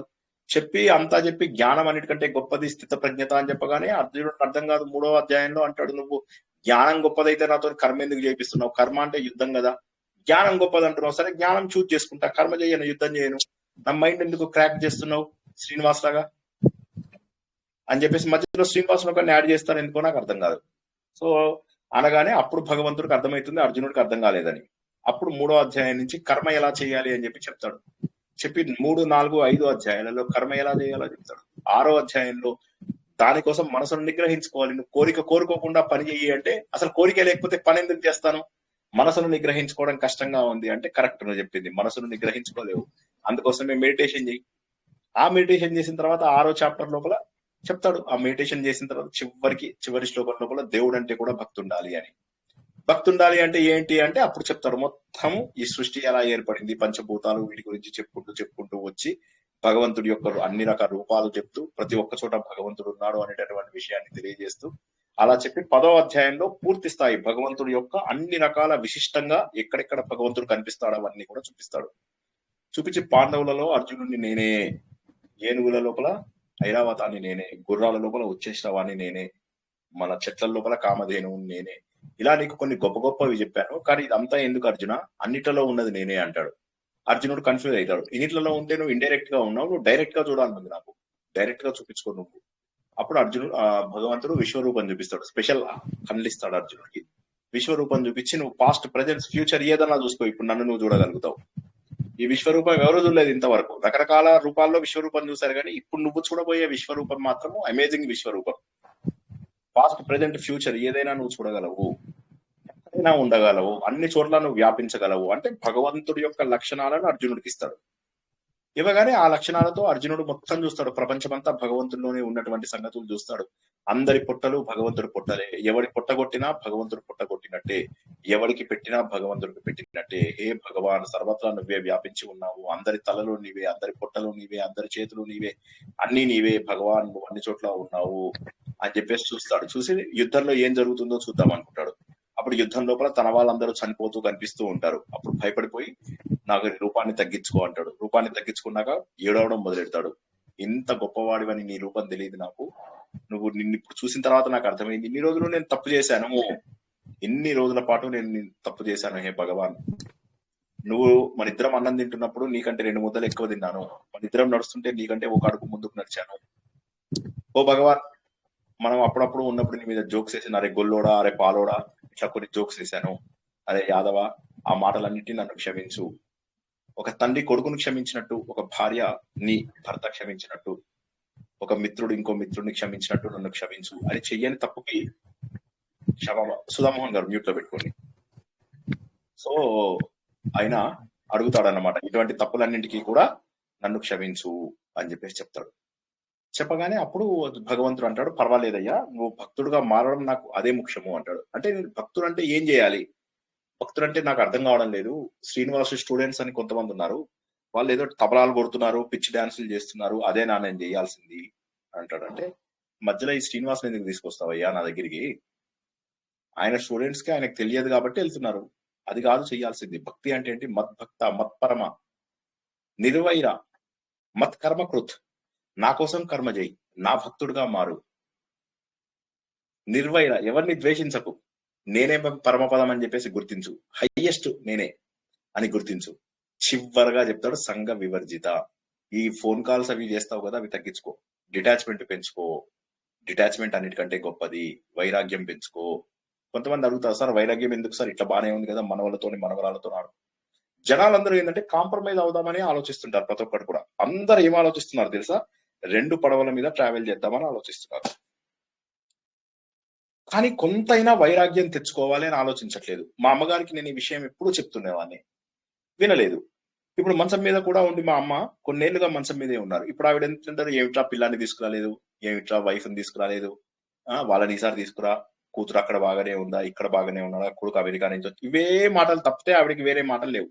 నేను అంటాను, అమ్మా రామనామం చేసుకోమ్మా, నువ్వు చేసేదంటే ఇక వేరేవేమి చేయలేవు, కనీసం రామనామం చేసుకో. చేస్తున్నాను రా, అప్పుడప్పుడు చేస్తున్నాను అంటుంది. 2 సార్లు నా ముందే రామ్ రామ్ రామ్ రామ్ అని వదిలేస్తుంది. శరీరంలో ఓపిక పోతుంది, మనస్సుకు ఓపిక ఉండదు, స్థిరత్వం ఉండదు, ఆలోచనలు తగ్గిపోతాయి. అందువల్ల ఏంటంటే మనం అది బాగా గుర్తించాలి. గుర్తించి మనం చేయవలసినటువంటిది ఏంటంటే 12వ అధ్యాయంలో చెప్పినవన్నీ చెయ్యాలి. ఓపిక ఉన్నప్పుడే చెయ్యి, పండుడిపోయినప్పుడో జుట్టు తెల్లబడినప్పుడో కాదు, ముందరి నుంచి చెయ్యి. ఏం చేయాలి? దేశ సేవ చెయ్యి, మనుషులందరితోటి మంచిగా ఉండు, తర్వాత ఇవన్నీ మోహం తగ్గించుకో, ఇవన్నీ రకాల 35 లక్షణాలు చెప్పి వీడు మాత్రమే భక్తుడు అంటే మరి నిన్ను రూపంతో పూజించాలా, రూపం లేకుండా పూజించాలా అంటే రూపం లేకుండా పూజించడం కష్టము. క్లేశోదిక తరస్తేషాం అవ్యక్తాసక్త చేతసాం అవ్యక్తాహి గతుడు దుఃఖ దేహ వద్వీర వాప్యతే. కాబట్టి నన్ను రూపంతో పూజించు, ఏం తప్పులేదు, కానీ తర్వాత గ్రాడ్యువల్ గా ఎదుగుతూ రూపం లేని స్థాయికి ఎదుగు, అప్పుడు నువ్వు నిజమైన భక్తుడుగా మారతావు అని చెప్పి 12వ అధ్యాయం ముగిస్తాడు. 13వ అధ్యాయం నుంచి ఇప్పుడు నీకు జ్ఞానం వచ్చే అర్హత ఉంది, నీకు జ్ఞానం గురించి నేర్పిస్తాను. ఈ ప్రపంచంలో ఉన్నవి 2 జాతులు, ఒకటేమో చైతన్యం, ఒకటేమో జడం. ఈ చైతన్యము జడము రెండిట్లలో ఉన్నది నేనే, కానీ జడం అనేటటువంటిది పాడైపోతూ ఉంటుంది, చైతన్యం ఎప్పటికీ పర్మనెంట్ గా ఉంటుంది. కాబట్టి అన్నిట్లలో ఉన్నది చైతన్యము జడమే అని గుర్తుంచుకోవాలి. అలానా? మరి అందరిలో చైతన్యము జడమే ఉన్నప్పుడు మరి అందరి కర్మలో ఎందుకు డిఫరెంట్ గా ఉన్నాయి? ఒకరి కర్మ ఎందుకు గాలిపోయింది? ఒకడు పాకిస్తాన్ లో పుట్టాడు, ఒకడు ఇండియాలో పుట్టాడు, ఒకడు శ్రీనివాస్ స్టూడెంట్ గా ఉన్నాడు, ఇంకోడేమో ఇంకో పీఠం లోపల మెమొరీ నేర్చుకుంటున్నాడు. ఎందుకు ఇట్లాగా అంటే దానికి కారణం ఏంటంటే ఈ 3 గుణాలు నిన్ను ఇంపాక్ట్ చేస్తున్నాయి అని ఆ 3 గుణాల గురించి చెప్పి ఆ 3 గుణాలని వాడుకునే పద్ధతి నీ మీద వదిలేశాము. దానివల్ల ఎవరికి తోచింది వాడు నేర్చుకుంటూ పాపాలు పుణ్యాలు పోగు చేసుకుంటున్నారు. మరి నేనేం చెయ్యాలి అంటే మమైవాంశో జీవలోకే జీవభూత సనాతన, నువ్వు నా అంశవి, ఎప్పటి నుంచో ఉన్నారు. ఈ ప్రకృతి శక్తుల వల్ల మాత్రమే నువ్వు నాకు వేరుగా భావిస్తున్నావు. అహం బ్రహ్మాస్మి అని అనుకో, తత్వమసి అనుకో, అయమాత్మ బ్రహ్మ అనుకో, ప్రజ్ఞానం బ్రహ్మ అనుకో, సర్వం ఖల్విదం బ్రహ్మ అనుకో, బ్రహ్మ సత్యం జగత్ మిథ్య అని చెప్పేసి అనుకో. అప్పుడు నువ్వు ఎప్పుడు ఉన్నటువంటి సత్యాన్ని నీలోనే గుర్తిస్తావు. ఈ ప్రపంచంలో క్షర అక్షర అని చెప్పి 2 ఉన్నాయి. ఈ 2కు వేరుగా పరబ్రహ్మ చైతన్యం ఉంది. కాబట్టి నువ్వు జీవుడుగా ఉన్నటువంటి శరీరాన్ని వదిలేయి, మధ్యలో ఉన్నటువంటి ప్రకృతిని వదిలేయి, అన్నిటికంటే పైన ఉన్న చైతన్యాన్ని నువ్వు అనగానే అర్జునుడు ఇలా దగ్గరైతూ ఉంటాడు దేవుడికి. 15వ అధ్యాయం లోపల మానవుడు మాధవుడుగా, జీవుడు దేవుడుగా, పురుషుడు పురుషోత్తముడుగా, నరుడు నారాయణుడుగా మారిపోతాడు. మారిపోగానే అప్పటితో భగవద్గీత అయిపోతుంది. 16, 17, 18 అధ్యాయాలలో ప్రాక్టికల్ గా, ఇప్పటిదాకా థియరీ అయిపోయింది కదా అర్జున, ఇప్పుడు ప్రాక్టికల్ ఎక్స్పీరియన్స్ అని 16వ అధ్యాయంలో ప్రాక్టికల్ గా చెప్తున్నాడు. ఎవరు రాక్షస లక్షణ, ఇవన్నీ లక్షణాలు అందరిలో ఉంటాయి. ఆ 26 లక్షణాలు, ఈ 6 లక్షణాలు, మొత్తం 32 లక్షణాలు అందరిలో ఉంటాయి. నువ్వు ఏది పెంచుకుంటే అది అవుతావు. నువ్వు టిక్కు పెట్టుకో, ఏవేవి మంచి లక్షణాలు, ఏవేవి చెడ్డ లక్షణాలు. ఇవి ఉంటే ఏమవుతుంది? నువ్వు సాత్వికంగా ఉంటావు, మోక్షం వైపుకి వెళ్తావు. ఇవి ఉంటే నీకేమైతుంది? బంధాలలో ఇరుక్కుపోతావు. ఇరుక్కుపోవడం వల్ల ఏమవుతుంది? కొత్త లాజిక్ స్టార్ట్ చేస్తావు, భగవంతుడు చెడ్డగా అయిపోతావు, దుర్మార్గపు పనులు చేస్తూ ఉంటావు, నేను మంచాన్ని అని చెప్పేసి అనుకుంటూ ఉంటావు. అది కూడా తప్పే. అనుకుంటూ ఏమవుతుంది? పాపపు యోనులలో పడతావు. త్రివిధం నరకస్యేదం, 3 రకాల నరకాలు, కామక్రోధ లోభాలు అనేటటువంటి నరకాలను నువ్వు పడిపోతావు అని చెప్పి 16వ అధ్యాయం అద్భుతంగా చెప్తాడు. చెప్పి 17వ అధ్యాయంలోకి తీసుకెళ్తాడు. 17వ అధ్యాయం 18వ అధ్యాయం ఏం చెప్తాయంటే సాత్విక రాజసిక తామసిక గుణాల ద్వారా ఏ విధంగా మనము భగవంతుడిని దూరం చేసుకుంటున్నాము. సాత్విక పూజలేంటి, రాజసిక పూజలేంటి, తామసిక పూజలేంటి, ఏది యజ్ఞము, యజ్ఞంలో మళ్ళీ సాత్విక రాజసిక తామసిక యజ్ఞాలు, తపస్సులో సాత్విక రాజసిక తామసిక, ధృతిలో సాత్విక రాజసిక తామసిక, దానంలో సాత్విక రాజసిక తామసిక, ఇలా ప్రతి దాంట్లో సాత్విక తామసిక రాజసిక ఉన్నాయి.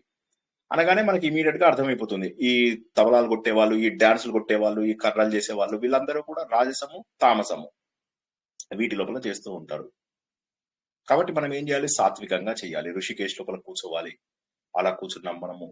అక్కడి నుంచి గంగ శబ్దం వినిపిస్తుంది, చక్కటి వెన్నెల కూడా కనిపిస్తుంది. మనం ఉన్నటువంటి ప్రదేశంలో ఎవరూ లేరు, శివలింగం ఒక్కటే మనకు ఎదురుగా కనిపిస్తుంది. గంగలోంచి నీళ్లు మెల్లగా తీసుకుని వచ్చాము. పవిత్రంగా స్నానం చేసినటువంటి శరీరం అలా భగవంతుడి పైన అలా పోస్తూ మనం అనుకుంటూ ఉన్నాం అనమాట, నాలో ఉన్న చైతన్యమే ఇది కదా అని చెప్పేసి అలా ఆలోచిస్తూ చేతికి ఒక పని చెప్పామంతే మనం, భగవంతుడి పైన నీళ్లు చల్లడం అనేటటువంటి పనిని. అది చదువుతూ త్రయంబకం యజామహే సుగంధిం పుష్టివర్ధనం పూర్వారుకమివ బంధనా మృత్యోర్ముక్షీయమామృతాత్ ज्योतिर्मुक्षीयमामृतात् त्र्यम्बकं यजामहे सुगन्धिं पुष्टिवर्धनम् उर्वारुकमिव बन्धनान् మృత్యోర్ముక్షీయమామృత. భగవంతుడు నేను, ఇంకెవరు లేరు. వినిపిస్తుంది గంగా నది ఉద్ధృతమైనటువంటి ఘోష. ఇంకేమీ లేదు. నేను జీవాత్మని కాదు. జీవాత్మ అంటే పరమాత్మనే. నేను ఇన్ని రోజుల పాటు ప్రత్యేకం అనుకున్నాను. భగవంతుడు చైతన్యాన్ని నేనే, ఆ భగవంతుడిలో ఉన్నటువంటిది నేనే. నాలో దుర్గుణాలన్నింటినీ వదిలేస్తున్నాను. నేను కేవలం ఒక పండిన దోసకాయని. ఊర్వారుకం ఏ విధంగానైతే ఈ ఊర్వారుకం అనేబడేటటువంటి దోసకాయ బంధనాలు విడిపోవడానికి సిద్ధంగా ఉందో, నేను అలా ఉంటాను ఓ భగవంతుడా. ఇన్ని రోజుల పాటు ఈ పిల్లలు, ఈ బంధువులు, ఈ కార్లు, ఈ బంగళాలు ఇవన్నీ శాశ్వతం అనుకున్నాను. కానీ పవిత్ర గంగావతి నది ఒడ్డున గిర కూర్చున్నాను. అద్భుతమైనటువంటి వశిష్ఠ గుహలో కూర్చున్నాను.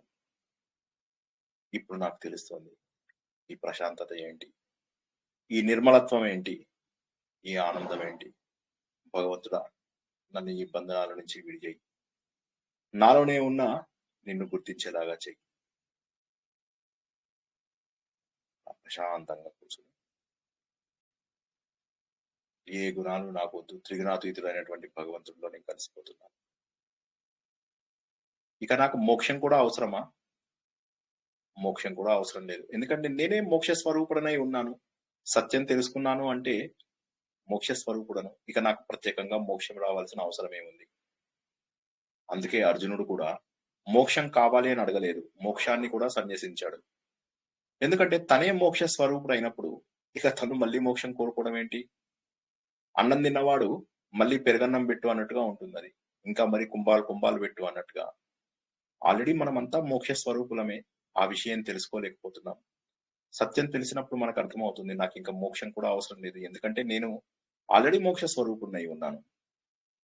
ఆల్రెడీ కళ్ళు తెరిచి ఉన్నటువంటి వ్యక్తిని నిద్రలే అంటే ఏమైతుంది? ఆశ్చర్యం. నిద్ర లేచే ఉన్నాడు. అదే మోక్షం, అదే మోక్ష సన్యాసము. బాణాలు పడేసి అర్జునుడు విరాగిగా మారాడు మొదటి అధ్యాయంలో. 18వ అధ్యాయంలో నాకు మోక్షం కూడా వద్దు భగవంతుడా, నేనే మోక్ష స్వరూపుడును అనే సత్యాన్ని తెలుసుకుని మహానుభావుడుగా మారాడు. ప్రతి అధ్యాయంలో మనం ఎదుగుతున్నామా లేదా? మన లోపల మార్పు వస్తుందా లేదా? కర్మలన్నీ చేస్తూనే భగవంతుడికి దగ్గర అవుతున్నామా లేదా? క్రమశిక్షణగా ఉంటున్నామా లేదా? హే భగవాన్, అహం బ్రహ్మాస్మి, బ్రహ్మాస్మి, అహం బ్రహ్మాస్మి అంటే అదే భగవద్గీత. భగవద్గీత ప్రత్యేకంగా ఏముంది? 18 అధ్యాయాలు. జస్ట్ ఇప్పుడు చెప్పిన సారాన్నంతా కూడా అలా కళ్ళ ముందు తలుచుకుంటూ నిద్రపోండి. ప్రతిరోజు అదే పని చేయండి. ఇదే మీకు పూజ, ఇదే మీకు ధ్యానం, ఇదే మీకు జ్ఞానం. మనందరికీ కూడా ఇదే నిజమైనటువంటి కనువిప్పు. జై శ్రీకృష్ణ.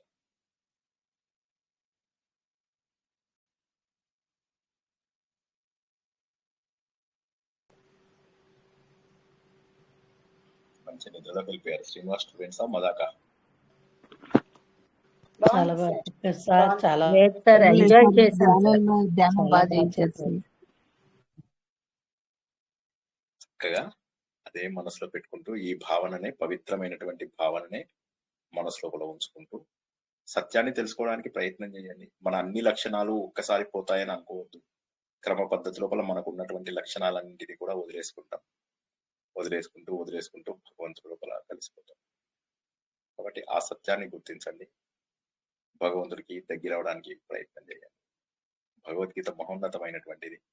హిందువులుగా పుట్టినందుకు గర్విస్తూ హిందువులుగా జీవించండి. ఎవరికైనా ప్రశ్నలు ఉంటే తీసుకుందాం, లేకపోతే ముగించుకొని రేపు మళ్ళీ అత్యద్భుతమైనటువంటి విష్ణు సహస్రనామంలో మరొక శ్లోకాన్ని వివరంతో సహా తెలుసుకుంటూ భగవంతుడికి దగ్గర అవుతూ ఉందాం. జై శ్రీకృష్ణ. ఇంకేమైనా ప్రశ్నలు ఉంటే? గురూజీ నమస్తే అండి. నమస్తే. అది అంటే ఈ సబ్జెక్ట్ ఇందులో అవునో కదా నాకు తెలియదండి. అది ఇప్పుడు యాదవ కులంలో ముసలం పుట్టింది అంటారు కదండి, అది భాగవతం అండి. అది భాగవతం ఇందులోది కాదండి. అయితే అది ఇందులోదంటే ఎందులోదో చెప్పండి ఫస్ట్. అంటే ఇది ఇప్పుడు మీరు చెప్పారు కదా, విష్ణు సహస్రనామం మహాభారతం, దీనికి సంబంధించింది కాదు, అది భాగవతం అని అనుకుంటున్నానండి నేను. అవును, మనం చెప్తున్నది ఇప్పుడు భగవద్గీత. ఈ భగవద్గీత అనేటటువంటిది భీష్మ పర్వం అనేటటువంటి మహాభారతంలోది. ఇప్పుడు మనం చెప్తున్నటువంటి భాగవతం ఏదైతే ఉందో అందులోపల కృష్ణుడి చరిత్రను 10వ అధ్యాయం 11వ అధ్యాయంలో చాలా విపులంగా చెప్తారు. అందులోపల శ్రీకృష్ణుడి యొక్క అవతారం సాధించడానికి సాంబుడి కడుపున ముసలం పుడుతుంది అనమాట. అది మనం నారాయణీయంలో తెలుసుకుందాం. ఇప్పుడు మనకు మణిద్వీపం 2 వారాల్లో అయిపోతే పూర్తి స్థాయి నారాయణం మీద ఫోకస్ చేస్తాం. ఒక వారం రోజులు నారాయణీయమే చెప్పుకుంటాం. ఓకేనా? అందులోపల మనము భాగవతం మొత్తం తెలుసుకుంటాము. అండ్ యు ఆర్ రైట్, అది భాగవతం కరెక్ట్. ఓకే, నమస్తే. నమస్తే.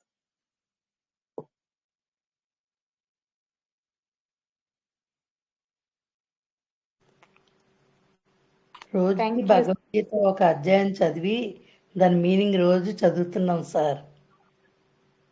జై శ్రీకృష్ణ. ఓకే, ముగించుకుందాం. రేపు మళ్ళీ కలుద్దాం. అందరూ కూడా ఆలోచన ద్వారా మాత్రమే భగవంతుడికి దగ్గర అవ్వాలి. అద్భుతమైనటువంటి ఈ జ్ఞానాన్ని ఎప్పటికీ కూడా వదలవద్దు. ఇదే తలుచుకుంటూ చక్కటి నిద్రలోకి వెళ్ళిపోదాం. భగవంతుడి ధ్యానంలో, భగవంతుడి జ్ఞానంలో, భగవంతుడి తలపులతో మనలోనే ఉన్నటువంటి భగవంతుడిని వెలికి తీద్దాం. దైవత్వం మనలోనే ఉంది, అది భగవంతుడే చెప్తున్నాడు. ఆ దైవత్వాన్ని వెలికి తీయమని ఎవరు చెప్తున్నారు? అది కూడా భగవంతుడే చెప్తున్నాడు. కాబట్టి అది వెలికి తీసి ఆసురీ లక్షణాలను నాశనం చేసుకుందాం. దైవీ లక్షణాలను పెంచుకుంటూ పరిణతి చెందుకుంటూ ముందుకెళ్దాం. అందరికీ కూడా శుభరాత్రి, శుభం భూయాత్. రేపు రాత్రి మళ్ళీ 9 గంటలకు పునర్దర్శనం. జై శ్రీకృష్ణ. జై శ్రీకృష్ణ సార్.